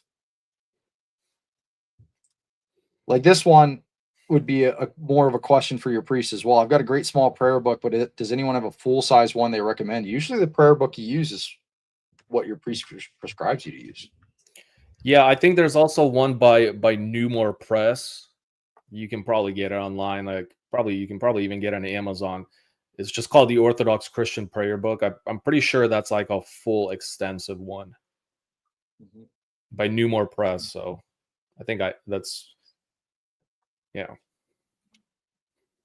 What is the Orthodox view on spreading the gospel? Is it everyone's job or is it meant for missionaries? I think it's probably going to differ from like the Protestant mind in this sense, but it is, it's everyone in the church bears a responsibility to witness Christ, not in like maybe a formal missionary work, but like some special calling some people might have, just a gift, they go, some fathers go and they start churches in remote places and things like that. uh but the emphasis for the most part, and I think this is, if there's priests in the chat, they're gonna probably agree with me, is like living the gospel and really just letting your life testify. And that's sort of like forcing conversions, which is not even something you can do with orthodoxy, because orthodoxy isn't like some cheap formula to where you can be like, no, right now, let's pray in the streets right now, and like you just accept Christ. Like you can't convey orthodoxy that way. It's just not that simple. It's like a very holistic Christian life. So living the gospel and just sort of letting your life testify, I think is the best way. And not like trying to force it on people or something. I think the method's probably a little different, right? Like, yeah, you're gonna have like who can preach unless one is sent. So that is certainly done by priests in that manner. Like if nobody's going to go and start their own mission foundation or something within the Orthodox Church and run off and do their own thing. It's got to be done with a blessing. Like all of this stuff is done with a blessing. But as far as interpersonal witnessing and things like that, that's like we do that. Just talk to people about our faith, right? We're not going to go out and be like with a sign or something like join the Orthodox Church or like you're going to perish or something. Like me and Val are going to go on the street corner with a bullhorn and be like, you should not wear mini skirts. Don't wear, like you see like some of the preachers with the signs. What's that Right, one yeah. church? Westboro Westboro Baptist Baptist Church. Church. Yeah, Yeah, we'll be yeah. like the Orthodox version of that. Like it's like a bunch of flames on a sign or something. Like I Yeah. don't think you're ever going to see any Orthodox get a blessing to go out and do that. But as far as like the lay people and stuff, obviously talk to your friends Yeah. about the faith. One of the reasons, or not really one of the reasons, one supplemental thing, I do jujitsu, and I would talk to a buddy of mine that's a Greek Orthodox at my gym, and we would debate before we roll on the mats. Having that Mhm. real life relationship certainly impacted me in some way. So if your normal guy could talk to, you know, me and then like I don't know, beat me up a little bit, but on the mats, that has a real impact. Having interpersonal relationships, it's like your concentric circles you're responsible for. So what's within your realm of responsibility, like your immediate friends and family? Absolutely Mhm. talk to them about the faith. I wouldn't be like super, yeah, turn or burn, turn or burn. Red plan or You, burn. you know what's crazy? When I was Protestant, we would go out. I was the associate pastor of evangelism at my church, and we would go out and we would do like street evangelism, but we wouldn't do it like that. We would go up to people and we would say, and this isn't an Orthodox approach either, I don't think, but this is something that we did back then. We'd go up to people and we'd say, like, hey, we're with the local church. Anything we could pray for you for? We get their needs, right? Like, what's going on in their life. We pray with them, pray for them, rather, and then talk to them about Jesus and have a conversation. See how long it's been since they gone to church or whatever. If they haven't, answer any questions they have, and then try to get them plugged into a local church.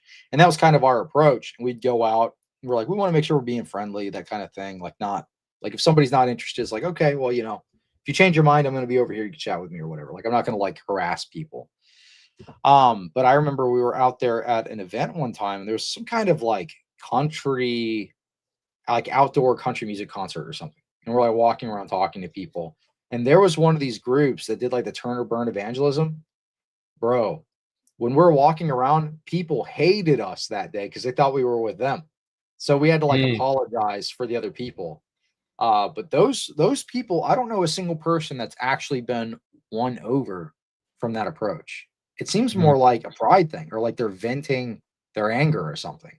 Who do you know that actually gets like converted from angry, like you're gonna burn in hell street preacher talking about this kind of stuff? I don't know anybody. Yeah, I don't either. Yeah, that's interesting. Yeah, all I need is my King James Bible, man. There's a video Amen, on bro. YouTube that we reacted to once that was Baptist Tampa Bay or something, and he was outside of an Orthodox church. He's like, when you're talking to these Orthodox, all right, you got to make sure that you don't get bogged down in historical questions. They're going to try to distract you. The only thing I need here is this King James Bible, baby. Amen. That's what he said. Yeah, I've seen that video. That was pretty funny. Yeah. He's like in That front of a guy's Greek awesome. Orthodox church. Yeah. Yeah. Oh, that's funny. I've been to that church, by the way, the one in that video. Okay. That's St. Nicholas in Parpin. That is a pretty church. They've got some interesting iconography though. They've got like an Ancient of Days icon, which is This is in Portland, you said? no Tarpon. Tarpon. Tarpon. Okay. Yeah. All right, let's see. What else do we have? We get the same question over and over again. Inquirer here. I'm struggling with the teaching of salvation outside of the Orthodox Church. Rewind like 30 minutes. We were just Yeah, talking. we've answered this. What is the approach to someone making a radical shift from being staunch atheist to loving and weeping for Jesus? What? What does this question mean? Do you understand this question? I don't really understand what the question is. What is the approach to someone making a radical shift? Mhm. Um, I guess it's just gonna take some adjustment, especially if you're like a staunch atheist and you're essentially coming from darkness and you're seeing the light for the first time. So eh, I guess that would be a good analogy, right? Like you're in a dark room and then you come out of that room and it's like bright light. So it's probably going to take some adjustment and also I think it's also probably better than coming from, I would say it's probably even better. This is just my personal opinion, coming from like a Protestant background, because you don't have like these presuppositions and these formulated views on like salvation, and like your anti icons, anti saint veneration, things like that. So maybe in some sense it's also kind of a blessing, just coming from like straight non-religious background. Yeah, one of my good buddies at my church was an atheist and became Orthodox straight away. But I mean, I think everybody's got different paths. So what's better, what's worse? I think it's just up to as long as you're in the church, right? But I don't really understand what this guy's question is. Weeping from being a staunch atheist to loving and weeping from Jesus in a single day separate from anything Orthodox. I don't know what that means. I don't really If you have clarification, let me know. And send it in the chat. Ancient of Days icons are fine, but not God the Father. It's Christ. I've heard this. I've still heard that.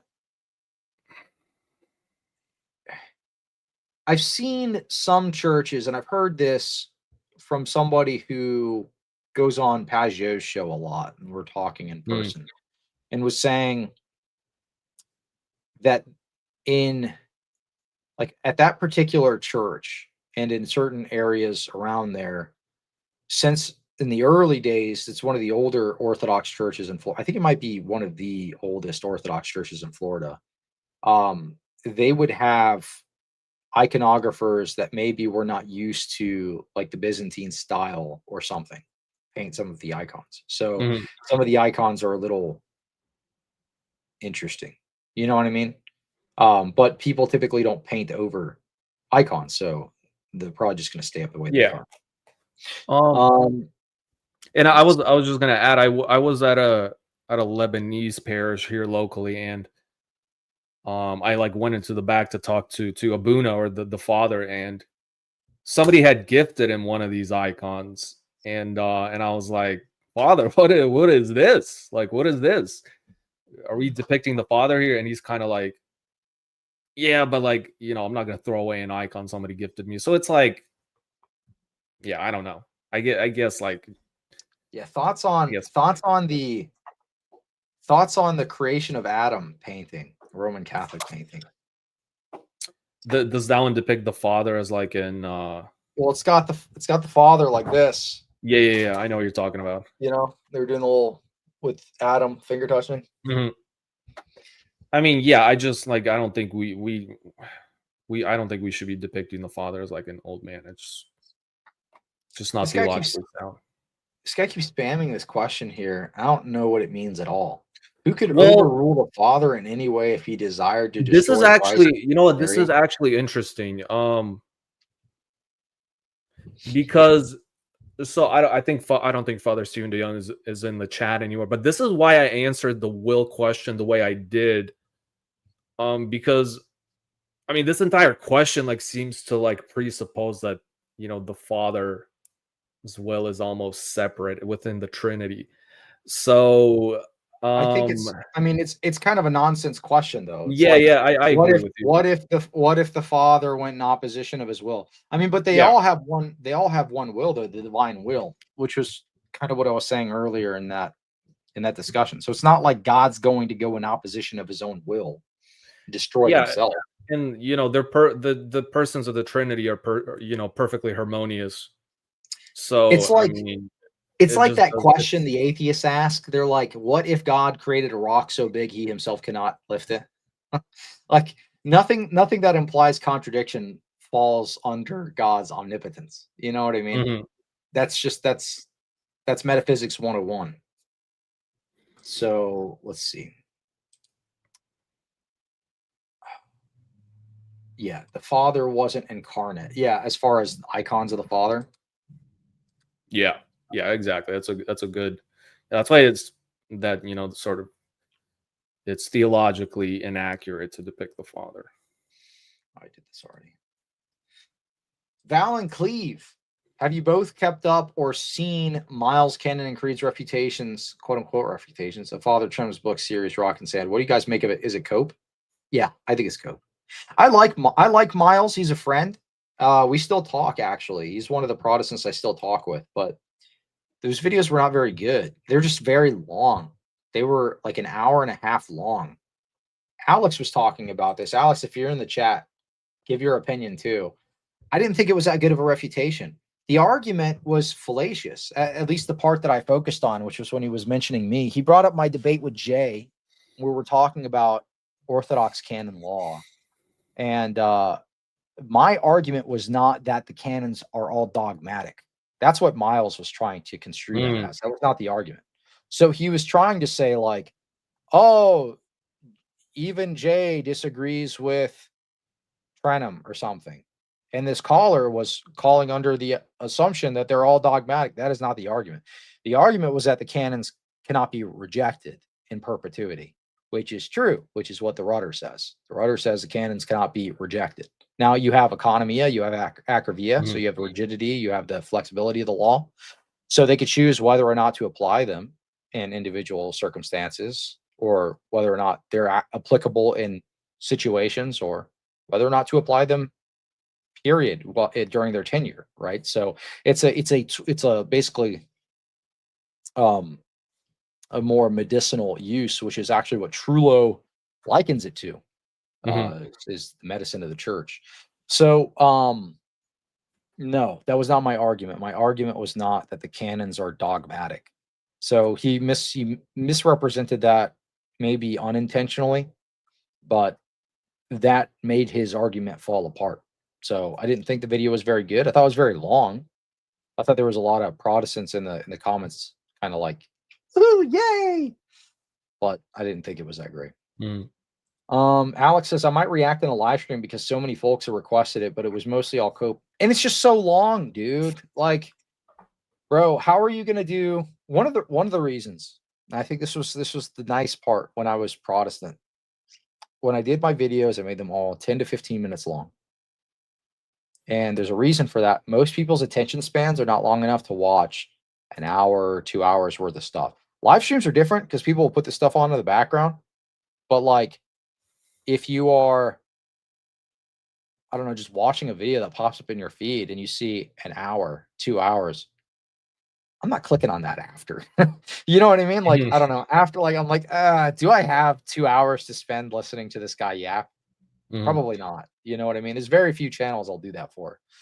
My time is precious, but 10 to 15 minutes, you do that, you're going to get more reaction videos made to your stuff. So if you're a debater out there and you want people to make reaction videos and boost your reach and all that stuff, make your videos shorter, practice brevity, 10 to 15 minutes. You can even breadcrumb into the next topic, and then people will clip your stuff and they'll say, I'm doing a response to Cleave to Antiquities videos saying that if you don't look smacks, you're cringe. All right, we're gonna watch it, you know.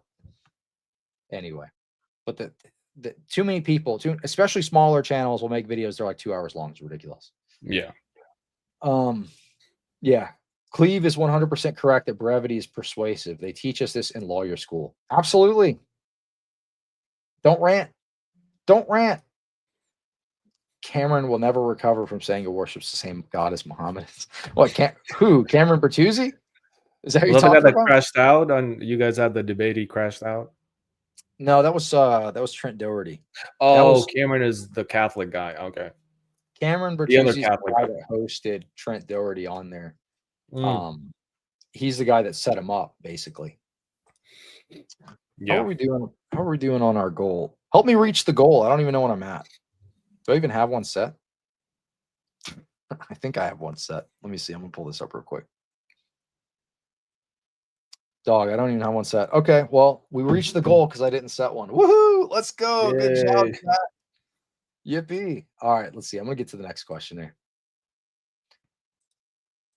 I might, we're getting close to time, so about 30 minutes. So I might just get to the more recent questions. If you had something that was super pertinent, ask it again in the chat. Can Orthodoxy and Catholicism ever truly unite again? That's a hot button issue right now because we've got the recent Nicaea conversations. Personally, No. I mean, if there is, it's sadly it would probably be a false union. So yeah, From a realistic I don't know if it's perspective, possible. maybe. I Yeah, think I think it can happen if we pray and God does a there we miracle. go. Because from my perspective, I think like me being like me with my chimp brain here, trying to work out all the theological issues between Roman Catholicism and Orthodoxy, would take like 20 lifetimes. So if God works a miracle and you know that could happen, but St. Paisios prophesied that the real union, there will be a false union, but a real union will approach after massive persecutions, and it will Mm. separate the wheat from the chaff. So the genuine Christians and the genuine believers will be all that remain. That's his prophecy. So let's see. What?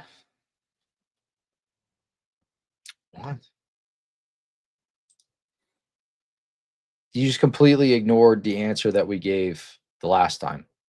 No. You do not receive the Holy Spirit in sacraments received outside of the church. There's only one church.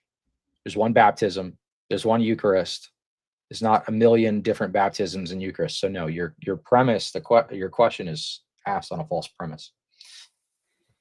How often are Orthodox supposed to go to confession? I love the idea. It depends on your parish and jurisdiction too. Um, Do you want to answer that? I would, yeah, I would recommend like every other week. Yeah, I think it ultimately depends on the practice of your parish and jurisdiction, because they'll have different practices. Your priest might say you need to come at least once a month. Some might say you Mm. need to come every single time before the chalice. I've seen some ROCOR churches that do it right before Divine Liturgy every single Sunday. Yeah, Um, I think I think a lot of churches do that. mhm, Well, no, not a lot, but I mean, it's yeah. I mean, yeah, you're right. It is gonna depend on the practice of the parish, but don't hold off too long on it. right. Inquirer question: what are the best church father writings to start with for someone new to this, and preferably ones that are digestible? What recommendations do you have? Well, I always recommend to start with the fathers, and I think St. John Damascus is very digestible. I don't think he's like a super hard read. So his exposition of the Orthodox faith, I think, is good. Like if you went through school, like it's not going to be that difficult. Some stuff might be, some terms might be confusing, but you can just look them up. I don't know, maybe there's some contemporary books that people like. I mean, I guess it just depends what like is your goal. I guess it depends what your goal is. But if you're like just inquiring and want to know about Orthodoxy, I think exposition of the Orthodox faith is really good. Mm. I think one of the first ones I read was just some martyrs' writings. This is first and second apology are relatively short. The Didache is short. I'm just thinking of easy reads. Like those are very short. Um, who else? Clement of Rome's writings are short. His epistles are short. Pretty much any of the ante-Nicene fathers, usually the writings are going to be relatively short, so you could read any of that. If you're brand new to it, I mean, maybe you could even read the canons of the ecumenical councils. You might get lost. So I'd say start with the Didache, maybe. Because it's like if you're to read the Didache, it's like you can kind of see it kind of gives you a framework of like what they kind of did for their like church practices very early Mhm. on. Some people will say it's from the 70 AD. Some people will say it's from like 100 something AD. So either way, it's like first century adjacent early writing. Um, thank you for the super chat. I appreciate you. Jeremiah Garcia, 4.99 super chat. Thank you so much. Thoughts on the El Araj mosaic about Peter being the keeper of the keys and chief apostle? Well, you know what? I can just go ahead and answer this. So, the Roman Catholic Church doesn't teach that only Peter has the keys. Even the Roman Catholic Church doesn't teach that, right? So when you use the keys as a polemic against Orthodox, You deny your own patrimony. You deny the teaching of your own church because all of the apostles had the keys. That's even Roman Catholic teaching. Read your own code of canon law, right? Read your Yeah, own and councils. yeah, and I was gonna say it doesn't support like the Roman papal supremacy that you're talking about. I mean, I would say it fits perfectly with the Orthodox understanding that Peter was first among equals. Not a pope with universal jurisdiction. Like I don't find it anywhere in the El Raj Mosaic. So You know what's funny? This was something that I brought up, and there was a Roman Catholic YouTuber. I brought this up a long time ago. There's a Roman Catholic YouTuber. What's his name? Kevin. Kevin from Since 33 AD. He was talking about it on X. And he was saying something along the lines of, okay, I'm an inquirer, by the way. Okay, so you're not Roman Catholic. There's just some Roman Catholic trolls in the chat I was responding to earlier, but I assumed you're Roman Catholic. I apologize. If you're not Roman Catholic, no. Anyway, let me continue to answer this question. Kevin was asking something about, or he responded to a video that I did. I was responding to Roman Catholic pop apologetics. This was a long time ago. This was when I was a Protestant. And I was saying, look, all of these church father writings, these councils, these documents say that the keys are given to all of the apostles. Kevin did a video and he said, Cleve doesn't know what he's talking about.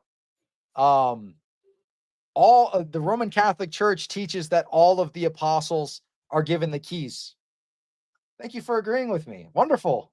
So your own church agrees with what we teach as well, that all of the apostles are given the keys. So the pop apologetic, the pop apologists that try to use the keys as a polemic can't do it. They're given to all of the apostles. Your own church teaches this.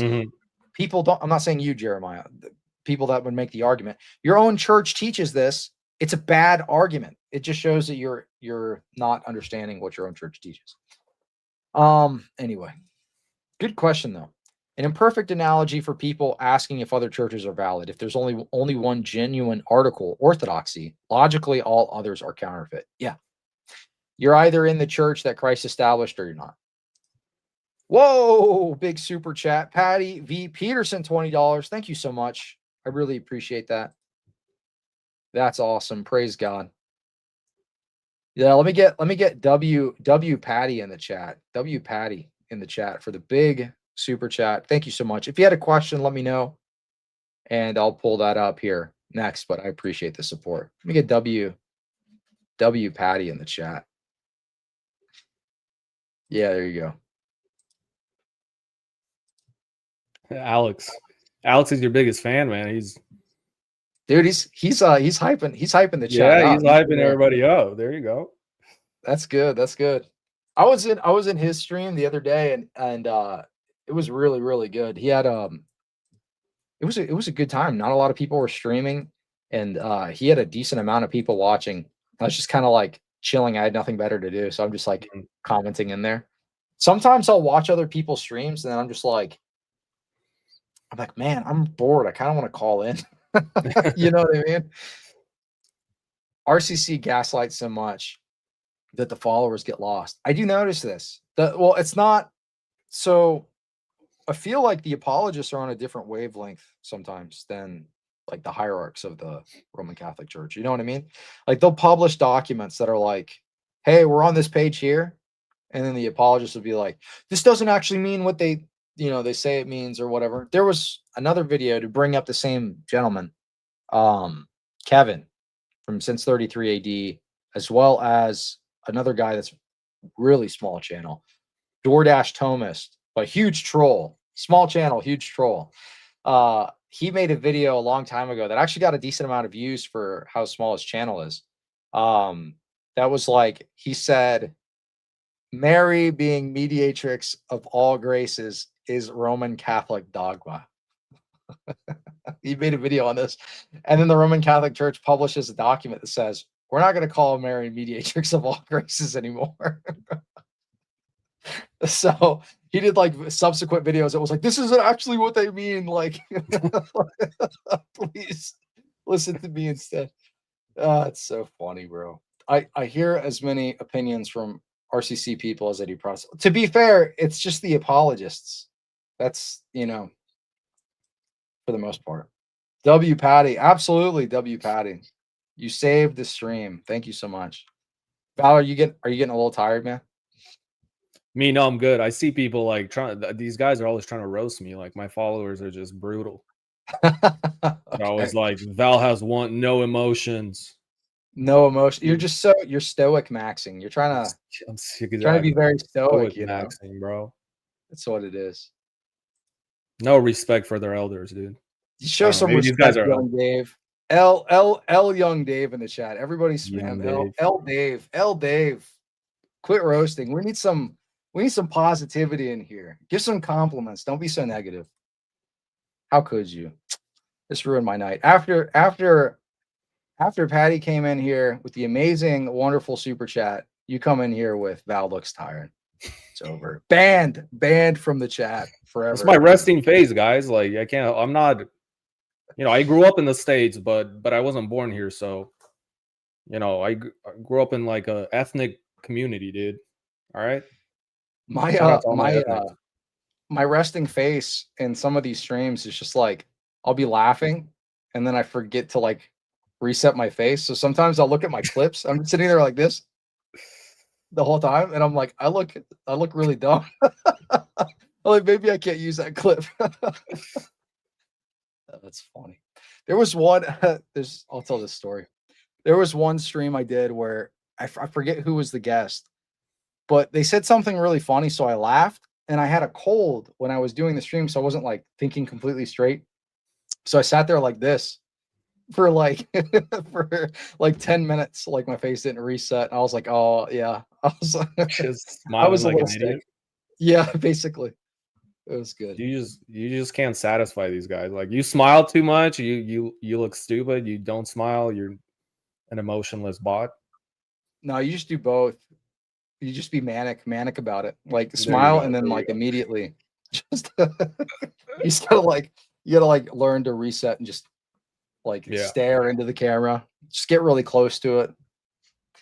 Ever heard of Father Joseph Lucas? Me and the wifey are truly blessed to have him as our priest in parish. He has a book, How to Read the Fathers. Thank you for the super chat. I appreciate that. Have I ever heard of Father? The name sounds familiar, but I don't know if I can't recall anything that he's done. He wrote a book, but has he done I don't know, anything on YouTube or anything like that? Or is he just an author?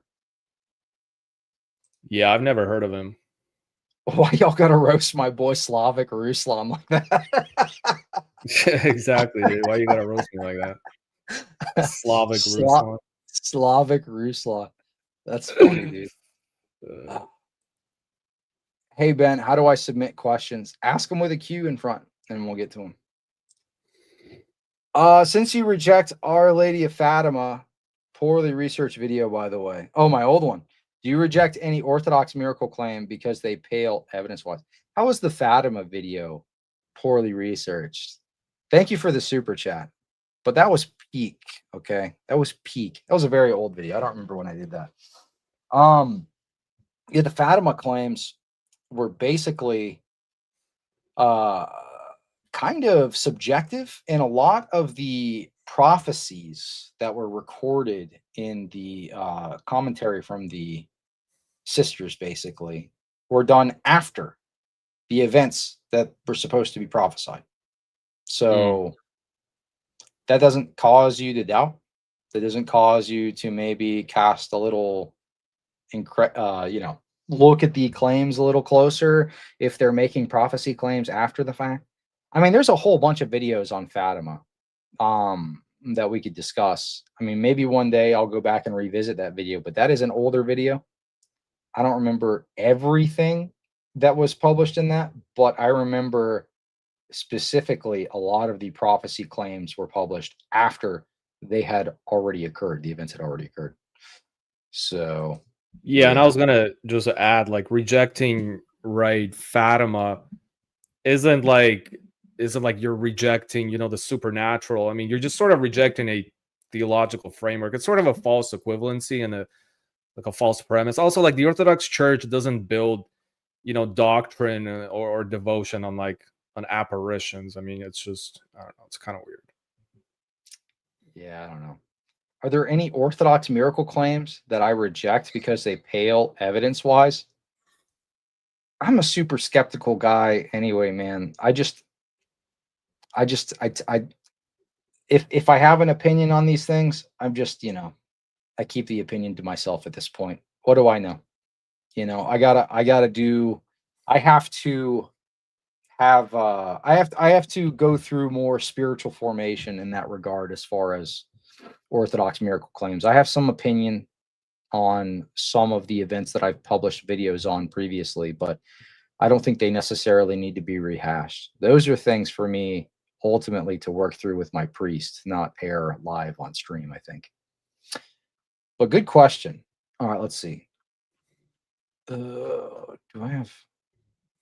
Okay, sorry. I thought there was somebody I recognized in the chat. Is anybody asking questions? You guys are just arguing. Inquirer question. I'm waiting to attend university in the US. I really don't think I'll have another year here since time is an issue. Should I wait till I get to the US to become a catechumen? Talk to your priest. See what he thinks. Usually catechesis is a year long. So, Yeah. You shouldn't. I mean, if you tell your priest that, you let him know your exact situation, whether or not that's something that could be done within your time constraints, then that would be something to address with him for sure. Just be open and honest with where you're at. Don't hide anything.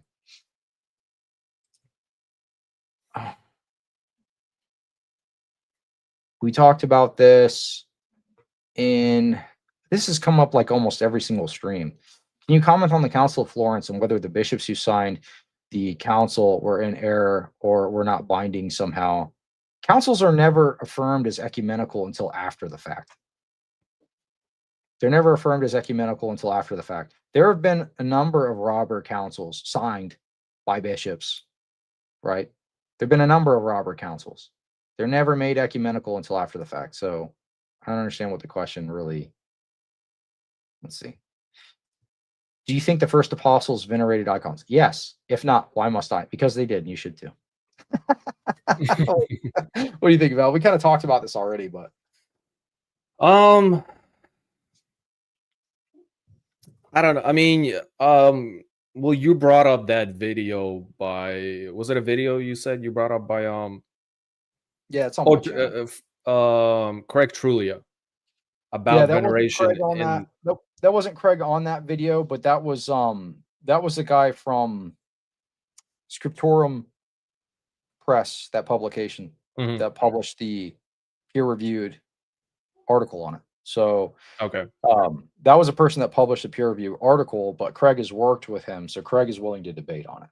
So yeah, and I mean, I guess I would answer this way. I think the apostles venerated holy matter, like in early Christians made sacred images. Like that's clear that they made sacred images, and I mean, this is just, it's almost like the weird gotcha moment. Like it's a weird gotcha question. Like the incarnation makes icons inevitable, right? St. John of Damascus argues this in his defense of holy images. And the church preserves this practice, not as like some sort of weird personal taste, but this is apostolic tradition. So it's sort of like the Gavin Ordling question of like, find me like exact proof of like icon veneration in the 1st century or something, which we have, by the way, but it's like, I don't know what they want. Like this is like everything, it's almost like a verbatim fallacy too, in a sense. It's like, show me exactly this done by the apostles. It's like, dude, come on. Like, show me the apostles saying the word Trinity. Like, dude, I don't know.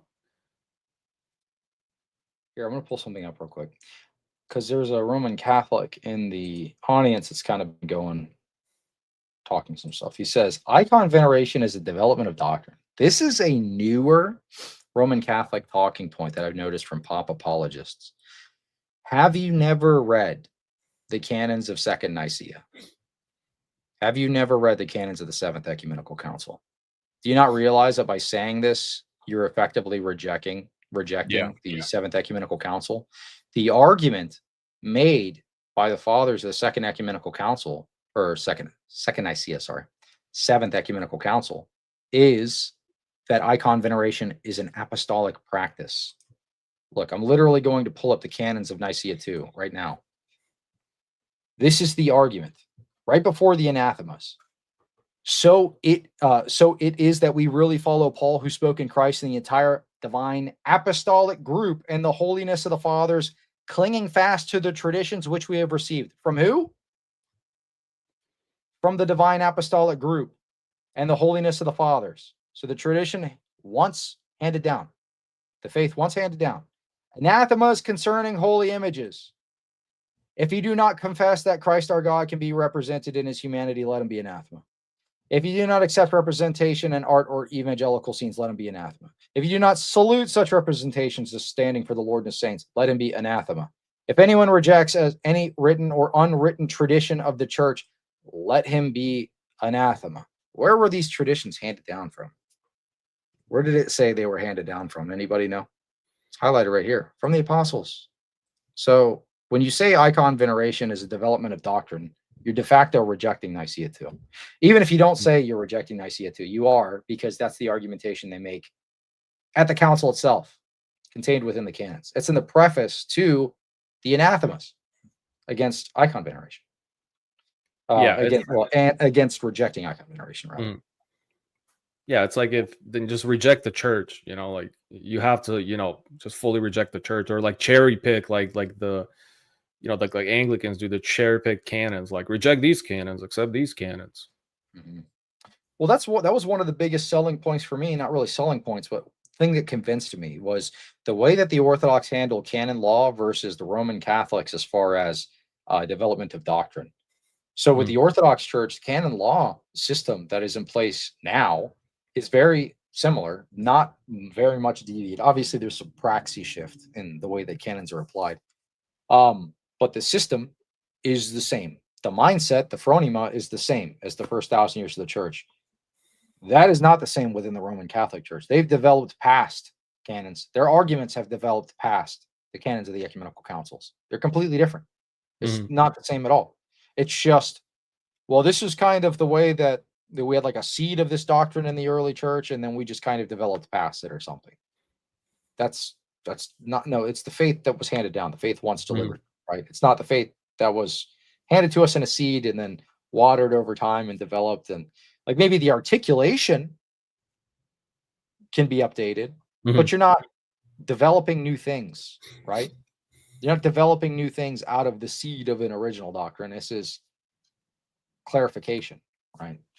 Yeah. That I noticed this because this drove me nuts. This was an argument that was made by Kevin. This was an argument that was made by Eric Ibarra, that this was somehow a development. And they were conceding icon veneration was a development, agreeing with Gavin. And then Gavin was like, I love Gavin, by the way. I'm not saying anything negative about him. We obviously disagree, but he was saying something like, at least the Roman Catholics will admit that this is an accretion. Because it's like, at least they'll admit this, okay? You Orthodox, you're so rigid. You're trying to say this is apostolic. Well, that's what the Seventh Ecumenical Council says, dude. Like, yeah, Roman Catholic, it's the development. Yeah. Papal supremacy is also a development not found within the first millennium. Interesting. All right, let's see. Oh, Barrel Age Faith is here. Oh, here you go. Icons are also in everything we venerate. Altars, chalices, relics, tombs. Yes, absolutely. What's up? Good to see you. Good channel, by the way. If you're not subscribed to Barrel Age Faith, go ahead and subscribe there. We see not one father mention it. Well, why don't you do this, my friend? Well, I don't know, because you're just like a random anon. I'd like a big name person to go debate Craig, because he offered that. So somebody with some kind of a following. I guess if Roman Catholics are going to kind of take a Protestant view of history, maybe they could debate Craig. If you're a Roman Catholic and you take a Protestant view of icon veneration, you think it's an accretion. Yeah, icon veneration is not mentioned by any father. Go watch my video that is talking about icon veneration in the 1st century. That's what we're talking about. So pseudo Dionysius is not pseudo. It's actually Dionysius. Would be cool if you had Father Joseph on. Father Joseph who? Father Joseph, what's the last name? On he has videos with people like Father Stephen DeYoung, Seraphim Hamilton, Pajot, on Transfigured Life. His dissertation on the atonement. Which Father Joseph? I'm sorry, there's so many.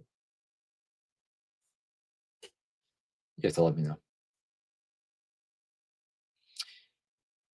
Craig needs to debate Elijah or Ibarra. He's offered both of them debates. What do you mean? Sorry, my camera turned its on off. Cleve, I asked a minor question. Oh, Joseph Luca, my priest I mentioned. Send me something he's done. Send me an email with what he's done, and I'll look at it. And then sure, if he's been on, oh, there you go. Father Joseph Lucas, he's a great patristic scholar. Yeah, send me his info, and then in an email. My email's in my my description. All right, let's see. We'll wrap up here soon, Val. I'll see if I can grab maybe a couple more questions, and we'll finish up. If you need to drop, no big deal. No, I'm good. I'm good. It's a Friday. This guy asked the same question again. I already answered your question. Yeah, I think this guy asked this question like 4 times. That's interesting. I'm sorry, but Ubi Petra slapped down Ibarra, and I'm not trying to be mean. Ibarra seems very ironic, but Ubi's presentation was much more coherent. Yeah, Ibarra seems like a nice guy. He seems like somebody I could potentially be friends with in real life. But I agree, Ubi dominated that debate on Pints with Aquinas. And Ubi's actually coming back. He's starting to make videos again. So if you go check out Ubi Petrus's channel, he's doing that. He's also working on a studio where he's going to do in-person interviews similar to Pints with Aquinas. So stay tuned for that. A lot of stuff's going to be coming from Ubi Petrus in the near future.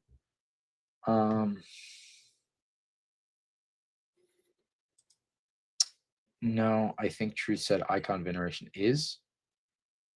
What? I don't understand what this comment means. Oh, question. Answer? No, I think you mean question. I don't know if I'm overthinking my sponsor selection. How much does it matter?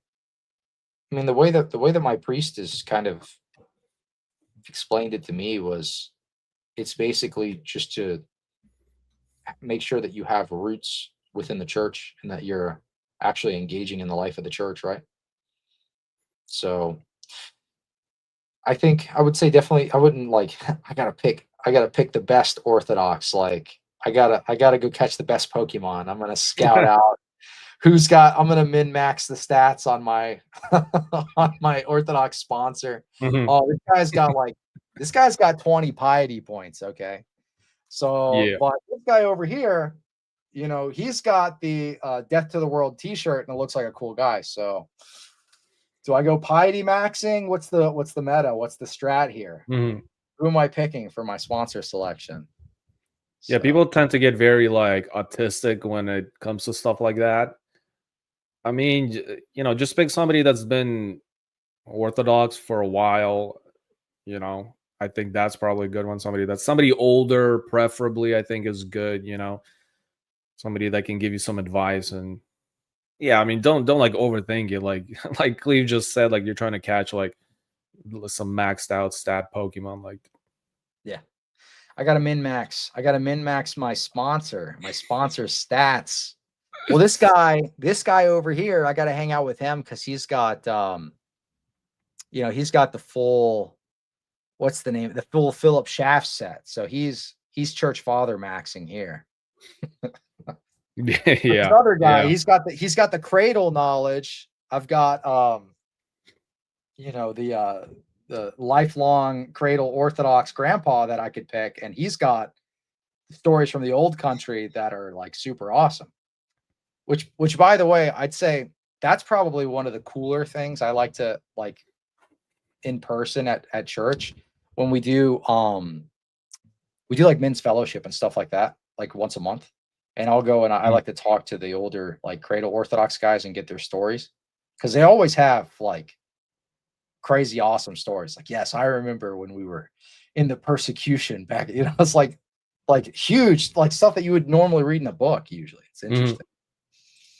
Yeah. Jeffrey Bogdan, $10. Thank you so much for the super chat. I appreciate it. How can I balance living an ortho life with chaos and the pull to use social media? Easy. Only watch the Cleave to Antiquity channel and Val Orthodox. It's done. Just subscribe to us too. Unsubscribe from everything else. No, I'm just kidding. There you go. There you go. Don't doom scroll. Well, social media isn't like inherently sinful. But I would say, just kind of like anchor yourself in prayer, try to set clear boundaries and, treat your attention or your time sort of as a gift from God, I think. Don't just like treat time as something you can just waste away on social media. Like generally look at like time. Okay, God gave me this free time. Like this is a gift. Like how can I use it? Not just like spend it aimlessly, like scrolling through reels or TikTok videos or something. I think my advice, and this really has nothing to do with orthodoxy where I'm coming from here. I'm just going to give you like general social media advice from somebody who's done. I used to do like a crisis helpline. I'd volunteer for people who would go through mental health struggles, and also obviously as when I was a pastor, we deal with people with mental health issues, and a lot of times people don't realize this. When you are doom scrolling through social media, especially when you're watching reels, that's like cancer for your brain, dude. You're wrecking your dopamine levels. You're going to make life unenjoyable in like almost every other aspect. So if you really want to have a good Orthodox life, obviously speak to your priest and get spiritual guidance and make sure you have a spiritual father and that you're going to church, you're going to divine liturgy, you're getting grace, and that you can ask the more meaningful questions to your priest. But just from a general standpoint, doom scrolling on social media ruins your dopamine levels, and it's going to make it near impossible for you to focus and read books. I'll paint an illustration for you. I've said this on the show before, but this is very true. This was something that was told to me a long time ago by my good friend who has his doctorate in psychology, and we would do talks together and things like this. But if you watch reels, if you watch shorts often, you are, let's say usually your dopamine needs to be at like, let's use like a scale of 50 or something, or I'll use a scale of 100 just to make it easy. Let's say normally without social media use, a 20 on the dopamine scale will make you happy, will actually stimulate you somewhat.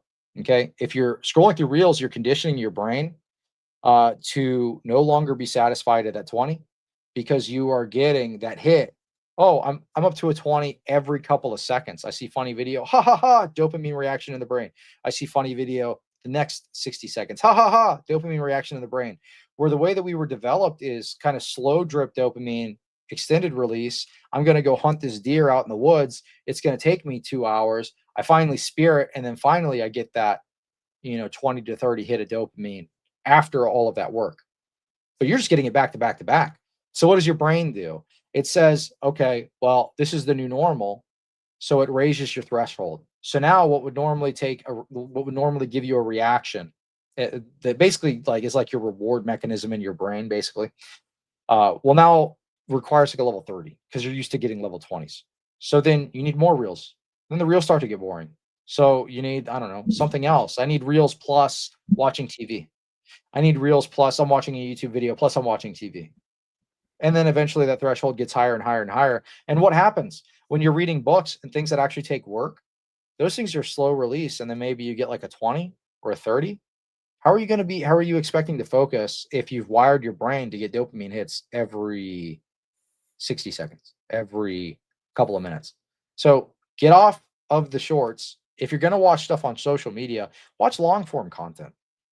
It doesn't train your brain to be jacked up. Our brains have neuroplasticity, so you can really correct that quite a bit just by swapping from watching shorts to watching long form content. And then also, I would say this: if you're on social media, don't waste your time. Like, don't be a time waster. Be productive.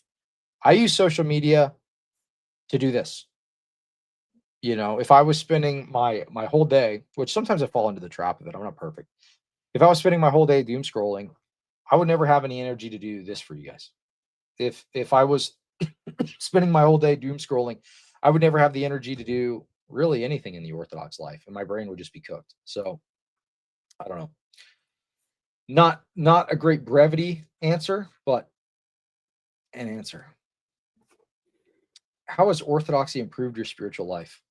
I imagine it's more than just knowing you are in the true church for you. Hmm. Why don't you answer, Val? Yeah, I think Orthodoxy, well, one big difference, I guess it depends what background you come from, is that Orthodoxy sort of builds a structure to your life in a sense. Like you have your structured morning prayers, and as you become, older in the Orthodox faith, it's gonna change a little bit, but you have a structure to your spiritual life. Like you have a devotional time in the morning, in the evening. I'm not saying that Protestants don't have that time, but it's sort of like everything, a lot of the prayers, and tend to be, if you come from like a Protestant background, it's probably going to be different from a Roman Catholic background, but there's sort of off the cuff stuff. And in Orthodoxy, I think that makes it a lot easier, because at the end of the day, our prayers become structured anyways. Even if you're, as a Protestant, you still tend to have some of the same structure to your prayer.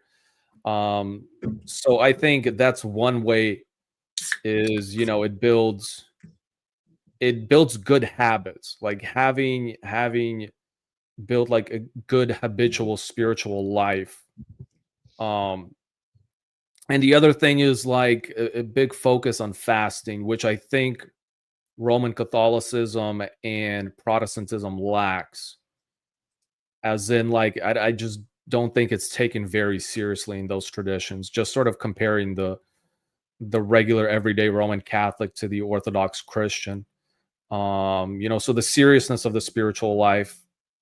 Um, yeah, I would say, and also, like, I think just from an anecdotal perspective, I think you really just feel the fullness of the spirit and the faith just really working in you, because you are in the ark. It's just this, it's sort of a relief to be in the ark as well, and then it's just it feels different, just sort of anecdotally, personally.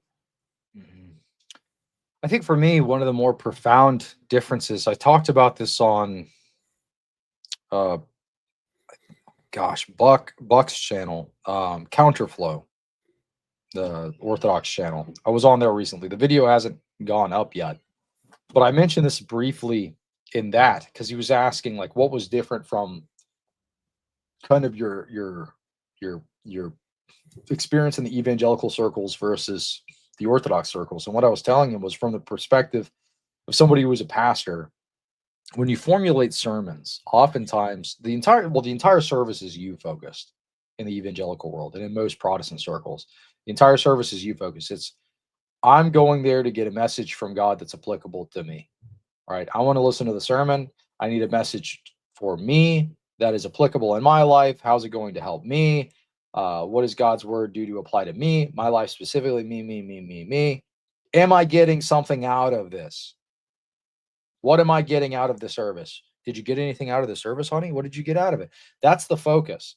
And when you're developing sermons, the focus from the pastor is I want to give them a word from God. And it's not so much being like snaky or anything. That's just the mindset is I'm going to study the scriptures. What do I think is going to be applicable to the people that are receiving the word? So I'm going to develop the sermon in such a way that it gives them a word that's from God. It's from the word of God, but I'm going to kind of exegete it in a way that maybe could be like practical self-application. An example would be like, um, if you suffer, don't waste your suffering, lean on God, and you will grow through your suffering. And then, whoa, I just went to the service, dude. I'm going through a hard time right now. The pastor was talking about suffering. It means God wants me not to waste my suffering. So this is a word from God. It's impacted me. This is what I got out of it. The Orthodox, from what I've experienced so far, the Orthodox service is mostly just Christ focused, right? It's Christ. what did Christ do? You're coming there for sacrifice, and a lot of it is a sacrifice. Not so much what am I getting out of this sermon, you know. It's I'm going there. I'm listening to the liturgy. I'm receiving grace. I'm going there for healing. I'm not going there necessarily for some kind of like intellectual brain tickle where I feel like I'm going to be able to take something home and say like this is practical for me or something. Which is why I think a lot of people sometimes I talk to people who have trouble going from more evangelical background into an Orthodox church, especially one that doesn't speak English as their primary language, because sometimes they'll be like, I don't feel like I'm getting anything out of it, but the real focus should be you're receiving grace. This is a sacrifice. I remember going to a Russian Orthodox cathedral with Dave, Christian Mario, and I was standing there. The service is like 2.5 hours, right? So if you go there for Orthros and for the remainder of the service, Divine Liturgy, it's like 2.5 hours. So I'm standing there and I have spinal arthritis. So my back was killing me, dude. There's no pews. I'm used to pews, man. I need or something to lean on or whatever. And I'm looking down there's there's some benches along the sides, but it's for the yayas, it's for the, for the grandmas and things like that. So they're taking that. I'm like, I'm not going to steal a seat from a little old lady at the church. No way. So I'm sitting there suffering and I'm like, this hurts. But I look up and I'm like, I see a mosaic of Christ being let down from the cross. And I'm like, okay, this is the point. I can suffer for you a little bit, Christ. Give me the strength to suffer more. And it's through times like that, submission to the church, submission of your mental faculties, submission of your will, submission of your time. All of these things, I think, ultimately, if you're doing it with a humble heart, right, these impart grace. At least it's the way that I've tried to approach it. You know what I mean? And I'm sure there's somebody out there that could articulate it better, but I'm just coming from my experience and what I've seen so far. I don't want to present myself as some kind of an authority because I can absolutely be wrong, but I'm pretty sure that's a very basic kind of concept there. Brian, $5. Thank you so much. How can I find an Eastern Orthodox church near me since Google sometimes sends me to a Coptic church? What you do, go outside, start screaming, where's the church? Help me. Where's the Orthodox church? You start screaming, and then eventually Val will run out of the woods and he'll take you to church. So that's what happens. He's like Beetlejuice. You have to say his name. Yeah. I mean, you can tell the difference between a Coptic church and an Eastern Orthodox church. I have one near me, and I also have the Indian Melankara church near me. So, I mean, you can tell the difference. We had a guy one time at our parish who accidentally went to the Indian church. It's called St. Thomas Orthodox Church. And he just showed up and he's like, why is everyone Indian here? He was confused. He's like, it's an Orthodox. Is there a lot of Orthodox Indians? And I was like, oh yeah, it's the Oriental church. So, I mean, you can kind of tell they have, I mean, you can just go and look on the Google pictures. Their iconography is going to be different. It'll tell you on the website usually too. Yeah, usually you'll know. I mean, I would say the Assembly of Canonical, I think it's the Assembly of Canonical Bishops website, maybe, has churches, but they unfortunately very recently have started taking some churches off of there that are actually canonical. So some of the Russian churches don't appear there anymore.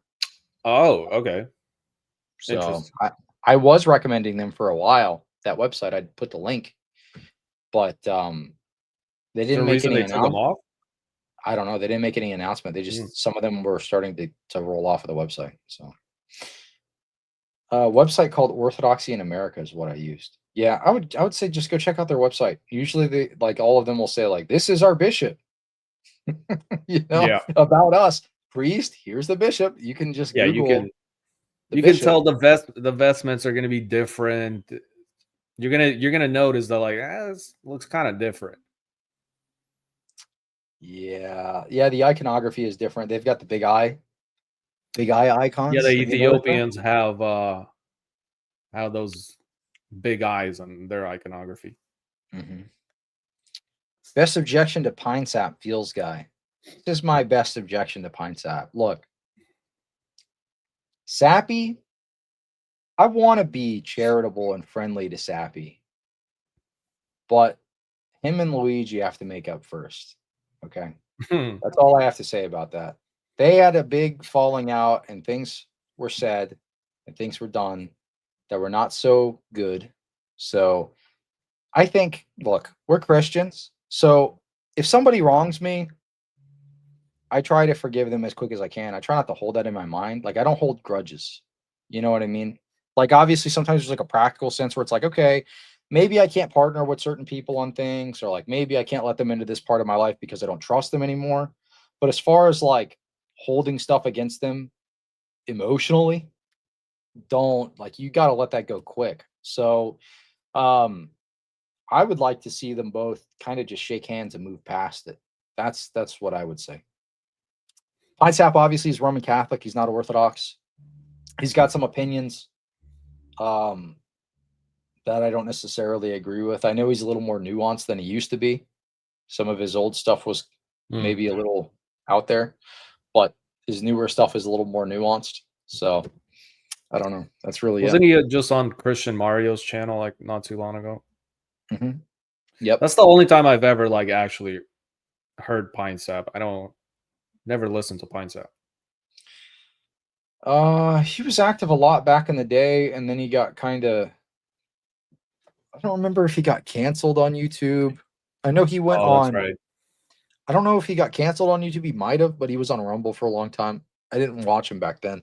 I think the only thing I saw from him back then was his Jay Dyer debate, and then he did a call-in stream. I saw that, and then I saw him on Jubilee, where he got fired from his job. That's the first time I saw him. Yeah. Yeah. Okay. And my take on that was, I don't think, like, you can disagree with what he said, but I don't think we should be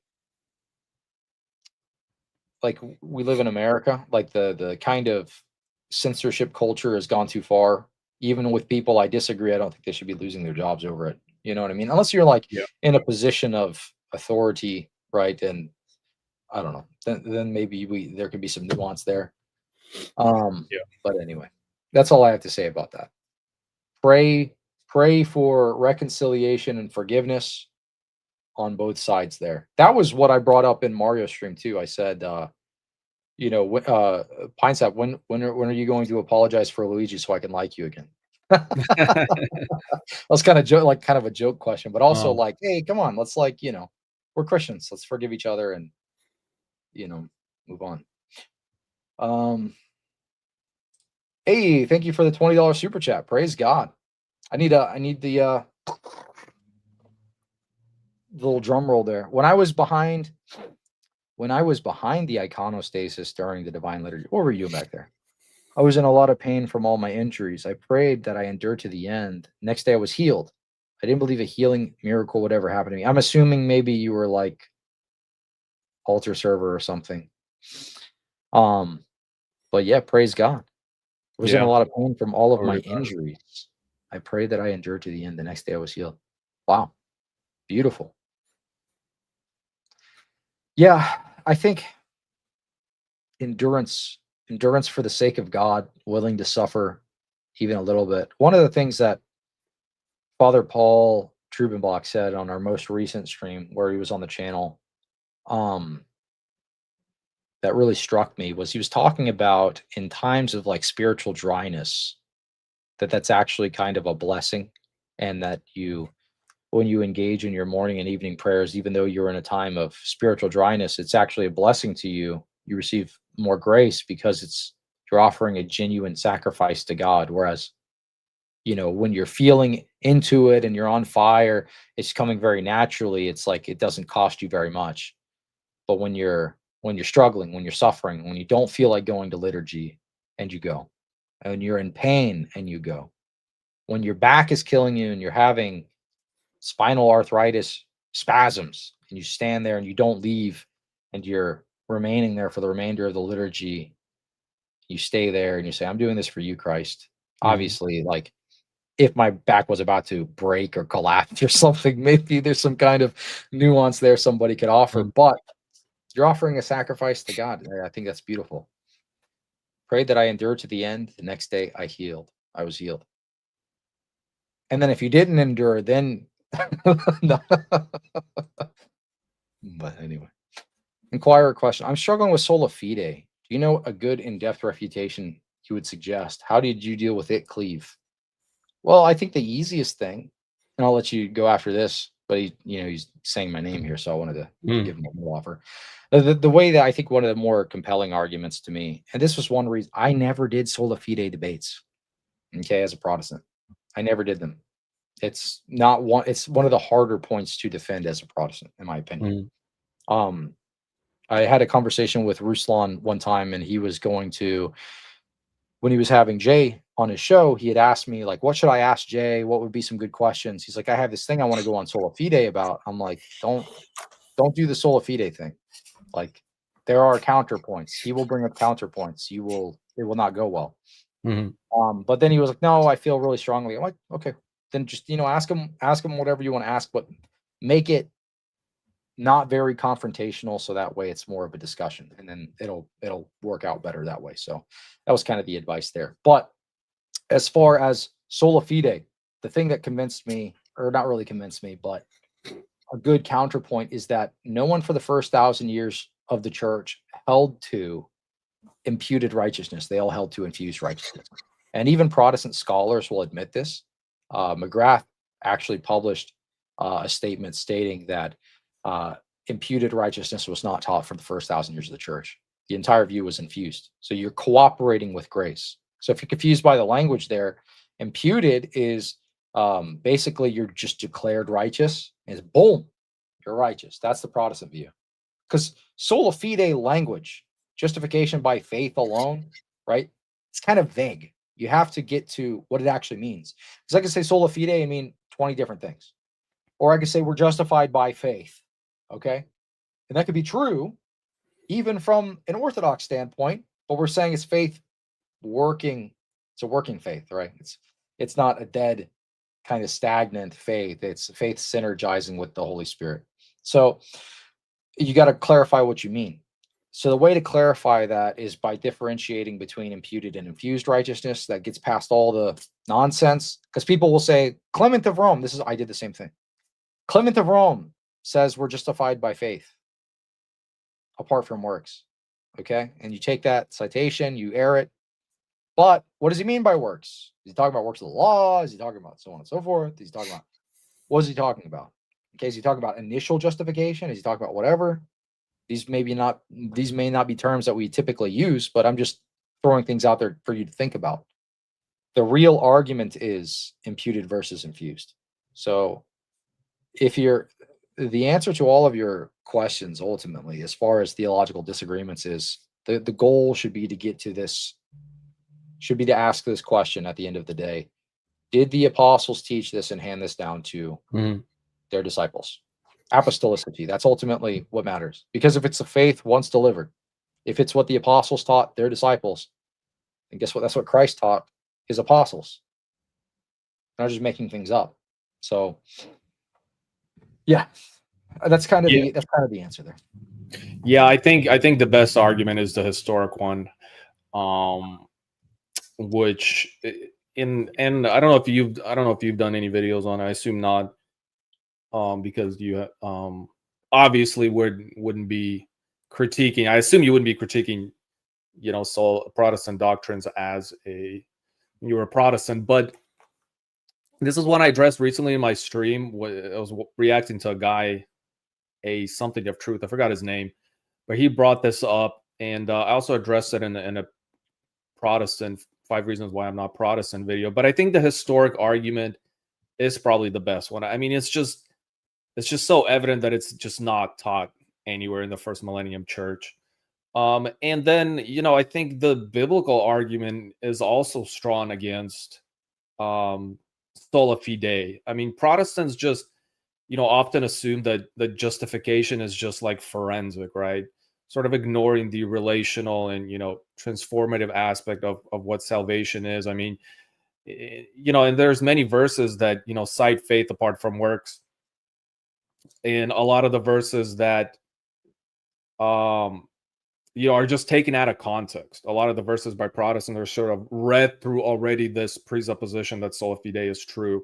Obviously, you know, the famous James chapter 2 is a good one. Like Protestants, one point I brought up is Protestants constantly have to like try to reconcile these verses with their, you know, sola fide paradigm, to where Orthodoxy just doesn't have to. Orthodoxy is very holistic when it comes to salvation.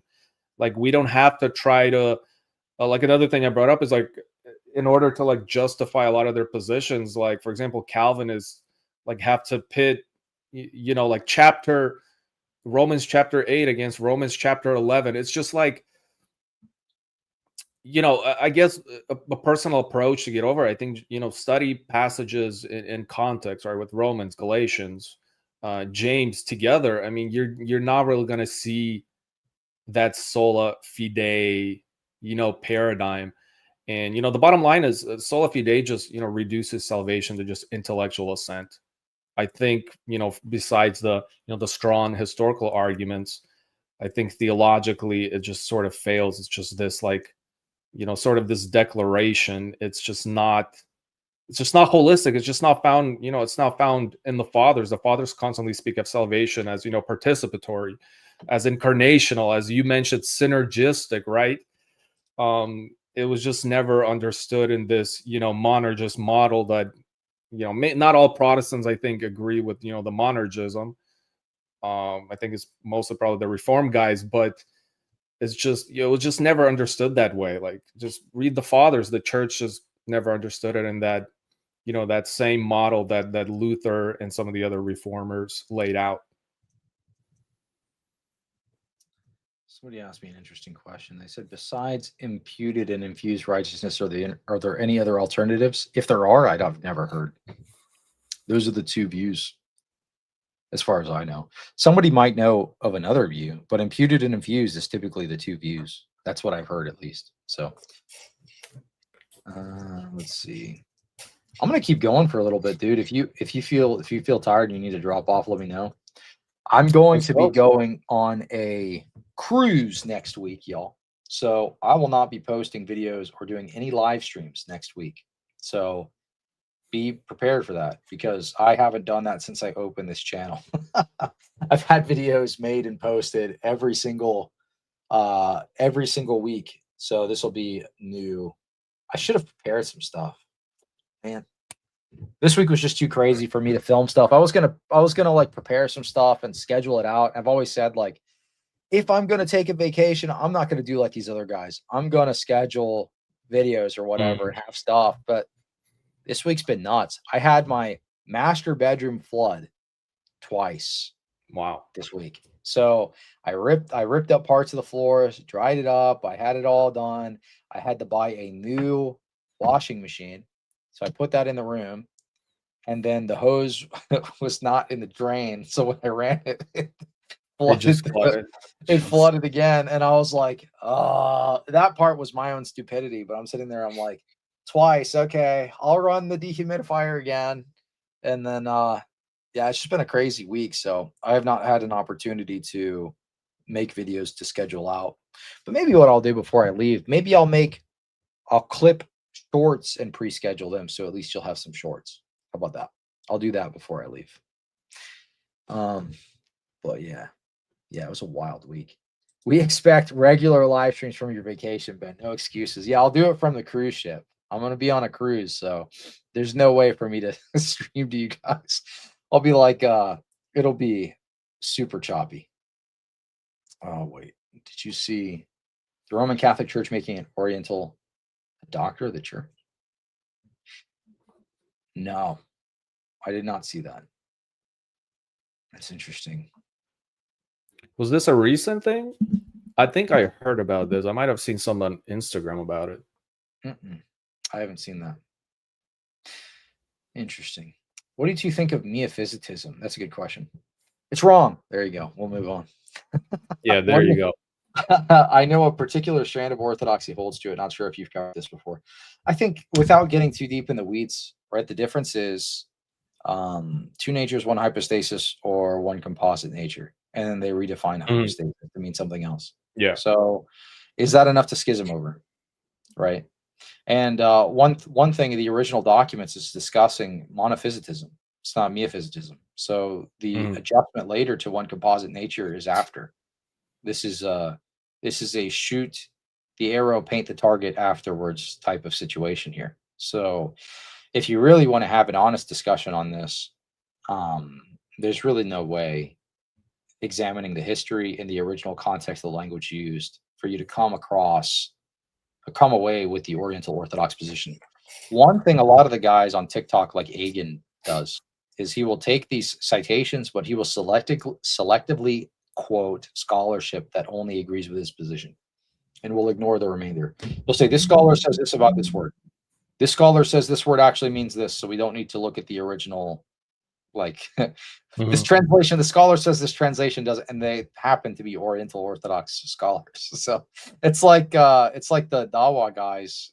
It's like, oh well, Abu says, this means this or whatever. I can't think of no Muslim scholar or whatever pop into my head. Since this guy says this, well, yeah, it's a Muslim scholar retconning your history. You know what I mean? Of course they're going to say that. Modern Muslim scholar, but then go look at the early Islamic scholars, and that's not what they thought. Aging does the same thing. Yeah, anything you say, they're gonna clip. These guys. I remember I never even talk about Orient. I have some good Oriental friends. I remember I just made like a story. It was like a Q&A on Instagram, and there was like 100 questions, and one of them was about meophysitism. And Agan found that clip, and he downloaded the story out of like 100 stories on my and he like responded. So these guys are kind of obsessed with responding to people. No hate to these guys. I don't even really like to give them attention or engage with them, and it's not like from some sort of like hateful way. It's just I have good Oriental friends, and I don't really like the animosity that the Oriental community online likes to build up. But essentially, I mean, we accept Chalcedon, they reject Chalcedon, so we take Diophysite Chalcedonian Christology, which refutes the Oriental composite nature. Chalcedonian Diophysitism preserves both natures while fully maintaining personal unity, which the Orientals would reject, and they sort of love to appeal to Saint Cyril of Alexandria. Like you said, Agan loves to quote him or misquote him, however you want to put it, that he was a Miaphysite. But really, like, you have to read them in context. Like, he was very obviously like responding to the recent Nestorian controversies, and they were trying to avoid it. So that's the context that Saint Cyril of Alexandria writes. And so, I mean, I don't even like there's like the Oriental Church is so kind of small. It's like really this issue is it's brought up in a lot of our Orthodox like group chats. It's just like, I don't know, I just let the Orientals be what they are. I don't really like to engage too much with them, to be honest, on it. Just yeah there are people who handle this question very good. Craig Truglia is one of them. I think he's one of the better Orthodox apologists on this particular subject, so go check out his debate with Agan. The comments on that video seem like they don't understand what the issues were. I noticed that a lot in the higher level debates. The comment section seems to like they weren't following. They're just like, my team, my team, my team, my team. And since Agan has a little more of a following, like he was kind of in vogue at the time he did that debate, his TikTok followers like spammed the comments. But I noticed, I was like, he's just selectively citing scholarship. Like, this is not impressive. I could have done this as a Protestant, but I didn't want to be intellectually dishonest. For instance, I used the example, Subtuum Presidium is the earliest known hymn to Mary that mentions her sinlessness. So it's 250 AD is the dating by most scholars. Okay.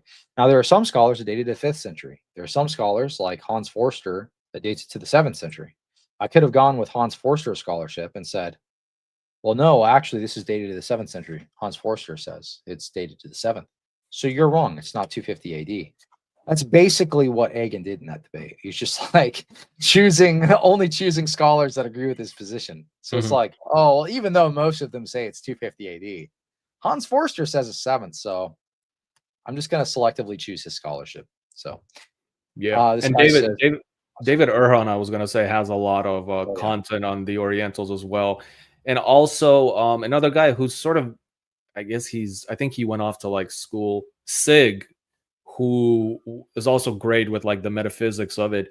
He sort of had an off the cuff debate with Agin one day, which is really impressive, by the way. Sig is, I think he's great when it comes to, he's sort of a philosophy nerd. So, and I think he did really well against Agin. I mean, but to be honest with you, I don't think Agin's that good anyway. So, but Sig has a great debate, and then David Erhan has also debated some other guys, and he has a lot of content on them. So go check out David Erhan. Man, these Roman Catholics are going crazy in the chat. I don't even know who they're talking to. They're just like spamming. Yeah, there is a Roman Catholic. He's kind of crashing out. Truth 373 is crashing out. He wants attention. He's been here the entire stream. He's what?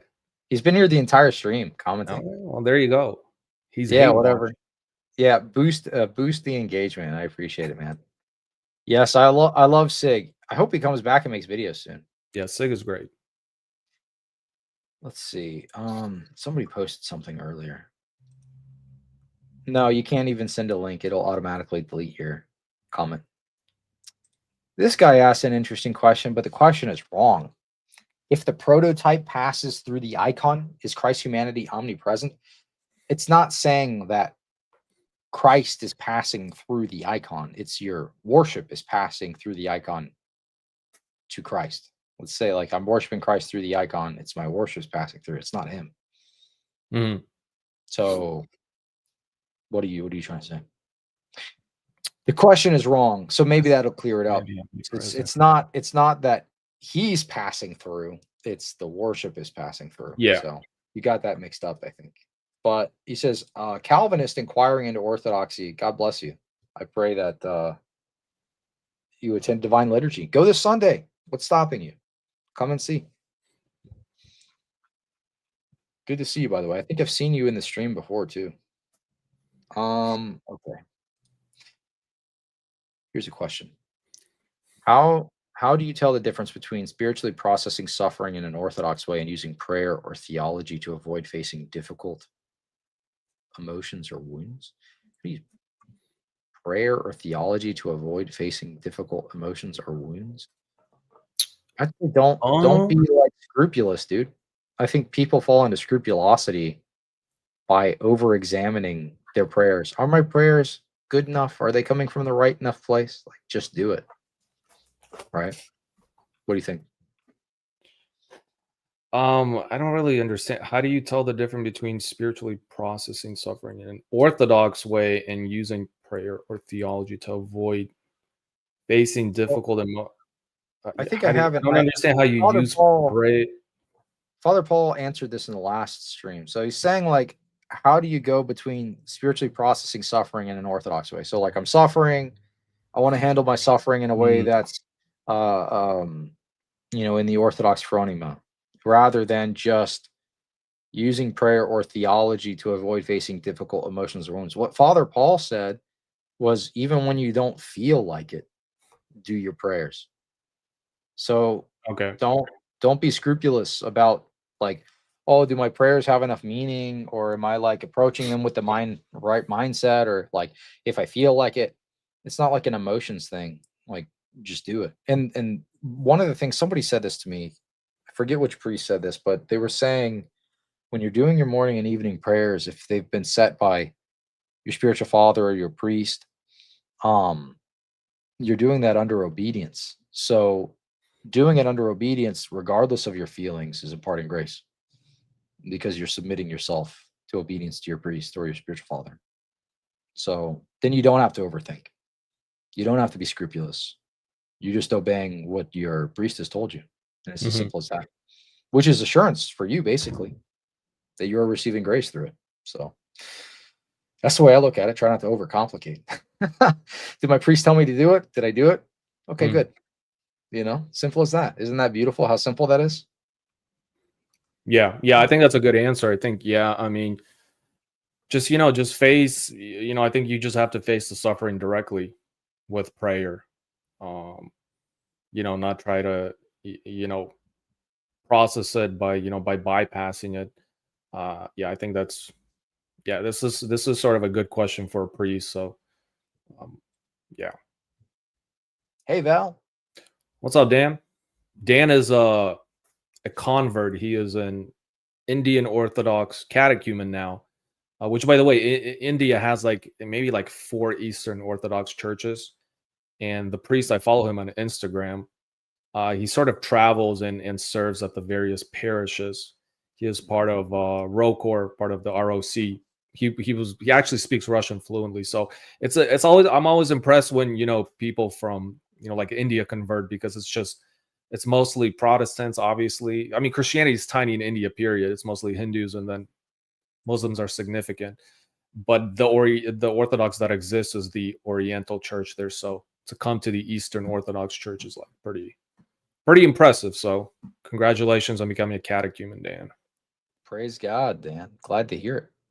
Benjamin says, thanks a ton. I'm a therapist. I see a lot of young men struggling with spiritually bypassing a lot of their present struggles. I'll take it up with a priest. Yeah. Doing it under obedience. That's the way to go.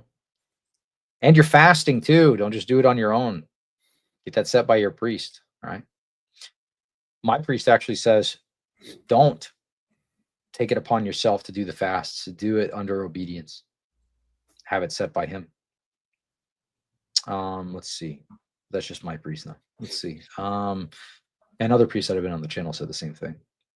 Question: favorite Orthodox church building and Western church building? I personally love the Russian military cathedral and some of the huge Gothic churches in England, like the Liverpool Cathedral.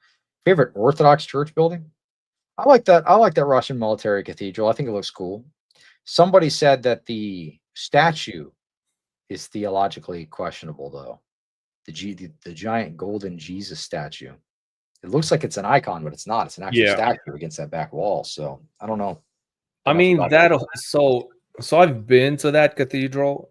So by the way, I spent roughly 9 years of my life in Eastern Europe, including Russia. So it's a questionable. There's some weird, iconography in there of like some like questionable leaders and stuff. So, but it Sure. is like it's a beautiful building. But one of my favorite is the Kiev Pochayevska Lavra is what it's called in Ukraine. It's a Moscow Patriarch Church, so it's not the OCU. I know some people like to call me an OCU shill. It's a UOC canonical church, but it's beautiful, and it's a church that my patron saint at one point visited. So I do love the Kiev Pochayevska Lavra Church. It's probably my favorite. But there's a lot of beautiful ones, like especially like northern Lebanon has some gorgeous churches. The one in Haza that was bombed was a beautiful historic church. So There's a question. Your favorite Western one that I visited. oh, Favorite Western church building. I would say St. Thomas Cathedral in New York City was the most beautiful that I've been mm, to. I'll play this. I would never attend this church. It's an Episcopal church. I was walking down the street and I happened to see they had a choir mass going on in Latin. This was a long time ago when I was a Protestant, and we are visiting New York City. And I walked into St. Thomas Cathedral. I thought it was very beautiful. But this was I'll play like a little clip here. This was not on Sunday, by the way. This was like a random day. They had like a choir thing going.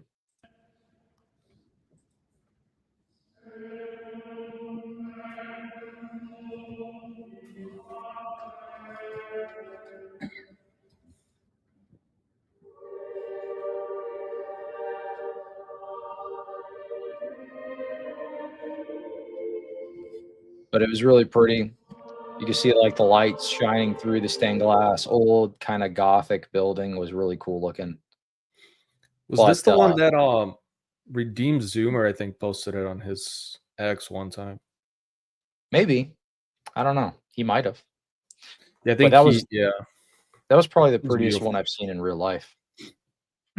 I would never attend it though, like on a Sunday or something, or especially not now. I don't would attend no Protestant church. Yeah. As an Orthodox, somebody entering into the Orthodox church. But when I was a Protestant, even back then, I Mhm. wouldn't have attended. I didn't even know it was Episcopal at the time. I was just walking by, but it was pretty for sure. Not really a profound objection, but something. All right, I'll get to this and one other question. There was a inquirer question. Unless somebody sends in a super chat, I'll get to that and then we'll wrap up. I'll get to these two inquirers and then, you know, not really a profound objection, but a thing that's been keeping me from orthodoxy is its inferiority and global availability when compared to Catholicism. Catholic does mean universal after all. All right, look, one big glaring obvious issue with this objection. Are you going to say like, okay, well, the universal church just wasn't Catholic because it wasn't in like every country in like 280? Mm. Whoops. Whoopsies. You better go tell the apostles and their disciples they weren't actually in the Catholic Church because they didn't have global availability everywhere at the time. One counterpoint that I would put to this is the scripture says that the Great Commission is to go and preach to all the nations, go and baptize, and go and preach the gospel, etc. So if it's to all the nations, right, that's the Great Commission. Then elsewhere in scripture it says that basically God is waiting for I'm going to butcher the quote, but it's basically like God is waiting for all men to come to repentance or something. He desires all men to come to repentance. He's patient. He's not slow in keeping his promise. So he's kind of like he's being patient. But if this was the case, right, many of the saints say that once the gospel has reached all of the nations, that it's supposed to shepherd in kind of the end of the world. Mhm. It's supposed to shepherd in that time period. So if you're saying the Roman Catholic Church has reached all the nations, why aren't we there yet? Why is the end of the world come if the gospel has reached all the nations? I'll tell you why. Because the Orthodox Church has the true gospel. This is actually a prophecy by St. Paisios as well. He says once the actual gospel, the Orthodox gospel, reaches all of the nations, then that will shepherd in the end times. But what do you Yeah, think? and I mean we are the Catholic Church, or the Holy Catholic and Apostolic Church. So Catholic means originally, I mean, Catholic, yeah, it means like universal, but it's also used in different ways in some of the early fathers. And one of the ways it's used is like meaning the fullness of the faith.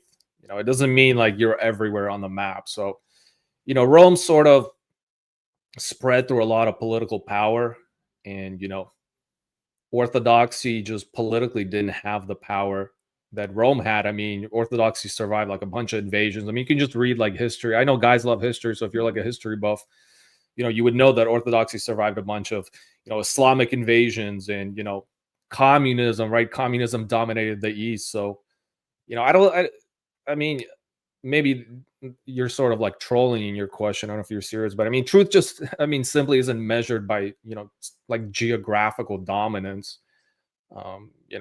Orthodoxy stayed pure, and I would say Rome went global, I guess. So, yeah. Well, that's kind of like people bring this up and they were like, well, Roman Catholicism, doesn't Catholicism mean that we just kind of like we're a big tent and we like bring everybody in?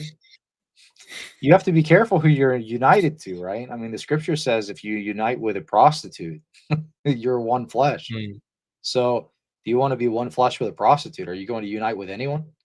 Look at who the Roman Catholic Church unites with now. I mean, some of the uniates that they have, not even the Eastern Orthodox uniates, but the Oriental uniates that they've brought in, the Syro Malabars, literally venerate condemned heretics. They venerate Nestorius, and they've Yep. united with him, and they didn't find this to be an issue. It's just, well, we're not with anybody as long as our numbers Mm. increase. So is that the kind of is it the kind of increasing that you think God is Mhm. behind uniting with heretics. I don't think that is. I don't think that's within God's plan for us to be.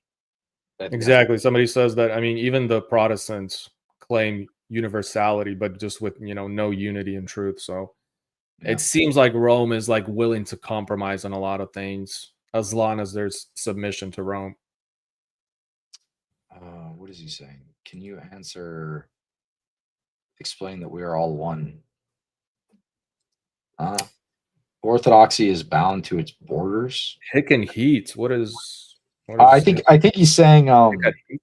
are you saying like the Russian Orthodox Church, Antiochian Orthodox Church, and all of these jurisdictions are different churches? They're not. Yeah. You realize even within Roman Catholicism, they have these different rites and so on and so forth. I mean, you've got Syro-Malabar Uniates, you've got quote unquote Eastern Catholic Uniates, you've got your Latin Mass parishes, your Novus Ordo parishes. You've got your Mayan Mass now. They have like a Mayan Rite Mass, which is basically just pagan worship. You've got your Amazonian Rite Mass, which is more pagan worship. I did a video that on that where they did the Amazon worship, and they had people come in with like tribal attire, like smudging and like lighting fires under their legs and stuff. Oh no, that was for an Aztec celebration they did. Mm. But the Amazonian stuff was wild when that was coming out. People were getting upset and posting clips. But I'd like a whole compilation on the Aztec thing. That was wild. So yeah, there are different rites and things like that within Roman Catholicism. It doesn't mean that they're all separate churches. So just Yeah. because you see Russian, Greek, Antiochian, so on and so forth in the name, doesn't mean they're separate churches. It's all one church. Yeah, this is a weird objection that one time Redeemed Zoomer like used that. I was like messaging back and forth with me. It's just I don't understand how that's even like an argument. Like, which church? Like Antiochian, Russian. It's like, dude, what?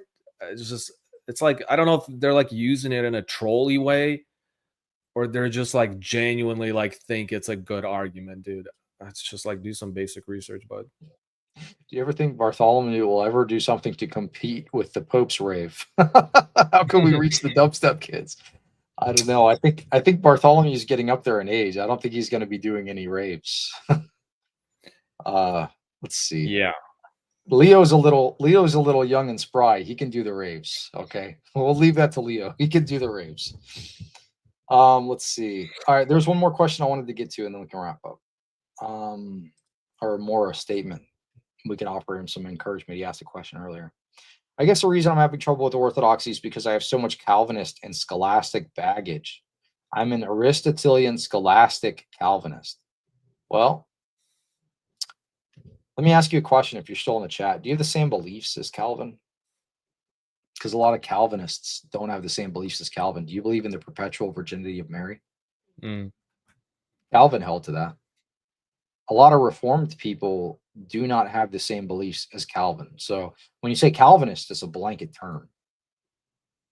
One thing that you'll notice is every single Protestant reformer of the main reformers believed in the perpetual virginity of Mary. He says, yes, I do. So I guess the issues with your paradigm. Do you believe that the apostles held to Calvinism?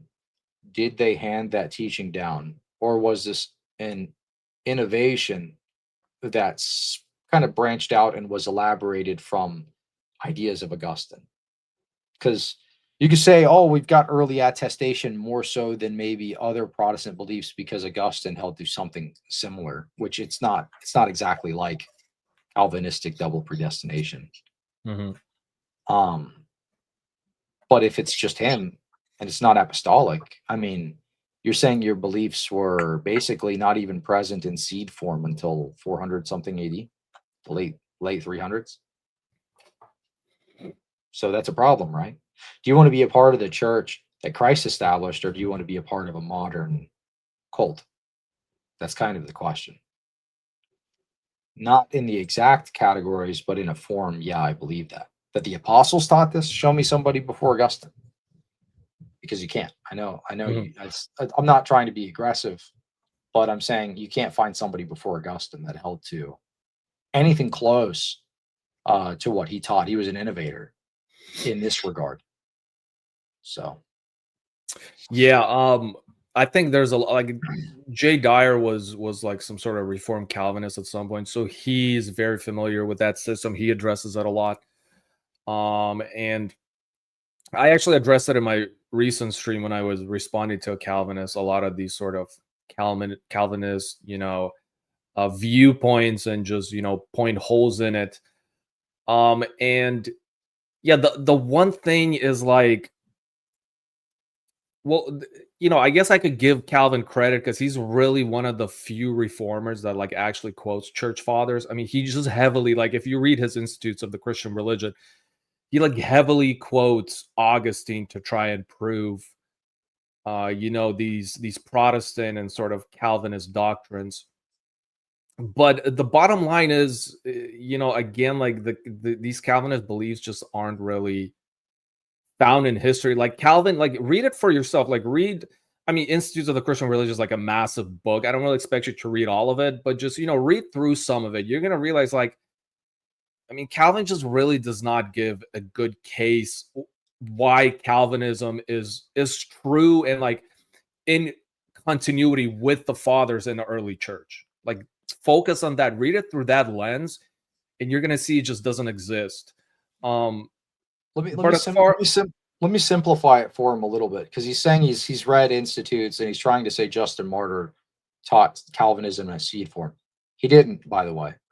But let me just ask you, or I will point something out that will at least be a pebble in your shoe for you to think about later. You're tying your theology back to people like Justin Martyr, back to people like Augustine. But do you believe everything that they believe? I was asking you about Calvin for a specific reason. So you're saying you believe Calvinism, and then you agree with the teaching of John Calvin. But do you agree with the teachings of the people he's trying to cite, out of context, by the way, to say that they believe in the same thing as him, Mm. such as Augustine? So do you believe in monoepiscopacy? Do you believe in real presence in the Eucharist? Do you believe in baptismal regeneration? Do you believe in so on and so forth? I mean, within Justin Martyr's writings, real presence language is replete. It's like it's half of his apologetic is that he believed in the real presence. He's saying that differentiates us from the pagans, basically, because they actually eat flesh. They eat like they're cannibals. Like we're not cannibals. We're saying this is Christ, but we're not cannibals. That was his argument. So,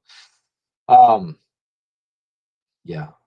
One of and my we do. struggles. Oh, he says one Yeah, of my struggles is the Father seemingly teaching foreknowledge predestination. Well, that's not out of yeah, that's we not agree outside of though. Orthodox teaching. Yeah, we accept foreknowledge. We just reject a deterministic predestination, right? I mean, we accept foreknowledge predestination. There's nothing wrong with that. Right.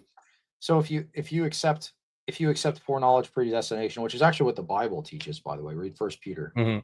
It says, "For those who are elect according to foreknowledge of God the Father to be sanctified, etc., etc." It actually mentions that First Peter in the Bible directly. So predestination is by God's foreknowledge.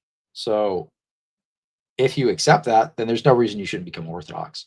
Because even if you were going to go back and say this was like a teaching of the apostles, do the guys you're citing, like Augustine or Justin Martyr, agree with your beliefs? And if they don't, why is that? Do you still have the same faith as them? That's a good clarifying, good framing question. Do I have the same faith as Augustine? Do I have the same faith Mm. as Justin Martyr? Right? I might disagree with Augustine on some things. Sure, I mean most Orthodox do. He was a little bit of an innovator, but let's look at Justin Martyr. He's very early. Do I have the same faith as Justin Martyr? That's a good question to ask. Mhm. He said, Yeah, "Yeah, yeah. that's I my mean, problem with absolutely, Calvin." absolutely not. Like, that's one thing that So I started my MDiv degree at a Reformed seminary, by the way, and the one thing I remember that never made sense to me is like why we quoted Augustine so much, because like when I read Augustine, like he didn't believe anything that reflect the reformers believed. Like there's certain ideas you can point out, but like he never lived as like Saint Augustine believed like you had to submit to Jerusalem, like otherwise you were out of the fold of Orthodox, right? It was like things that it was just like it was confusing to me. Like, why are we cherry picking this father or just any fathers? And you're just gonna realize like they just like Cleve just said, you don't have the same faith. Like they don't have the same faith that Calvin is espousing. Like they just don't. This is the same thing that Jay said too when he was in seminary, because he was a Reformed guy and he was in seminary. He was a Calvinist, and they're reading Augustine, and he's realizing he didn't have the same faith as Augustine. So, I mean, but that he's kind of an interesting church father to cherry pick on these beliefs anyway, because he holds to unique beliefs that are not held by almost any other church father. Like, his view of original sin is very unique, and its ramifications are very unique. Like he will hold to like universal infant damnation, like all sorts of like very interesting one-off beliefs. But I think the point more is, do the things that you believe correspond with the consensus of the church fathers that are contemporary to him? Maybe not his unique beliefs, but the consensus of the fathers. And this is a good kind of at least pebble in the shoe to spur extra research. So that's what I would encourage you to do. You said you've read Institutes. I've read about half the Institutes. I got bored halfway through. And I never got through the whole thing. Yeah. It's a slog, dude. It's a long, boring read. It is a long, boring read. I like that the beginning of it is basically like, King, please do not cut my head off. Please don't. I promise I'm not that much of a heretic. Please do not cut my head off. Like that's the whole beginning for like 40 pages. Please, whatever you do, please don't do it. But I'm 15 right now. I can't drive to an Orthodox parish, but in college when I leave my parents' house, I'll try to attend, or just ask a buddy if they can give you a ride. But yeah. Ryan says, at a Calvinist church right now. Right now? Third year deacon from church? 3-year deacon. Showed me are lacking the full Christ. Discerning Orthodoxy or Roman Catholicism right now. Dude, I would love to save you a bunch of time and tell you, do not become Roman Catholic, dude. Do not become Roman Catholic, bro. It's such a mess right now. I have so much respect for traditional Roman Catholics that acknowledge the issues within their own system, like Timothy Gordon. He will speak about the subverted church. Taylor Marshall sometimes can go a little overboard with the stuff, but I like Taylor Marshall. I think he's a nice enough guy, but he goes into depth. He wrote a book. I forget what it's called. It's like Compromised or Subverted or something. He wrote a book like that. Infiltration. That's what it is. Infiltrated or something. He writes about the Freemasonic influence on the Vatican. If you are super interested, by the way, Ryan, tomorrow I'm going to go on Jay Dyer's show at 4 p.m. Eastern. Check that out. I'm going to talk about the geopolitical backdrop of the Roman Catholic Church and its ties to Freemasonry and its ties to the OSS, which is the precursor to the CIA.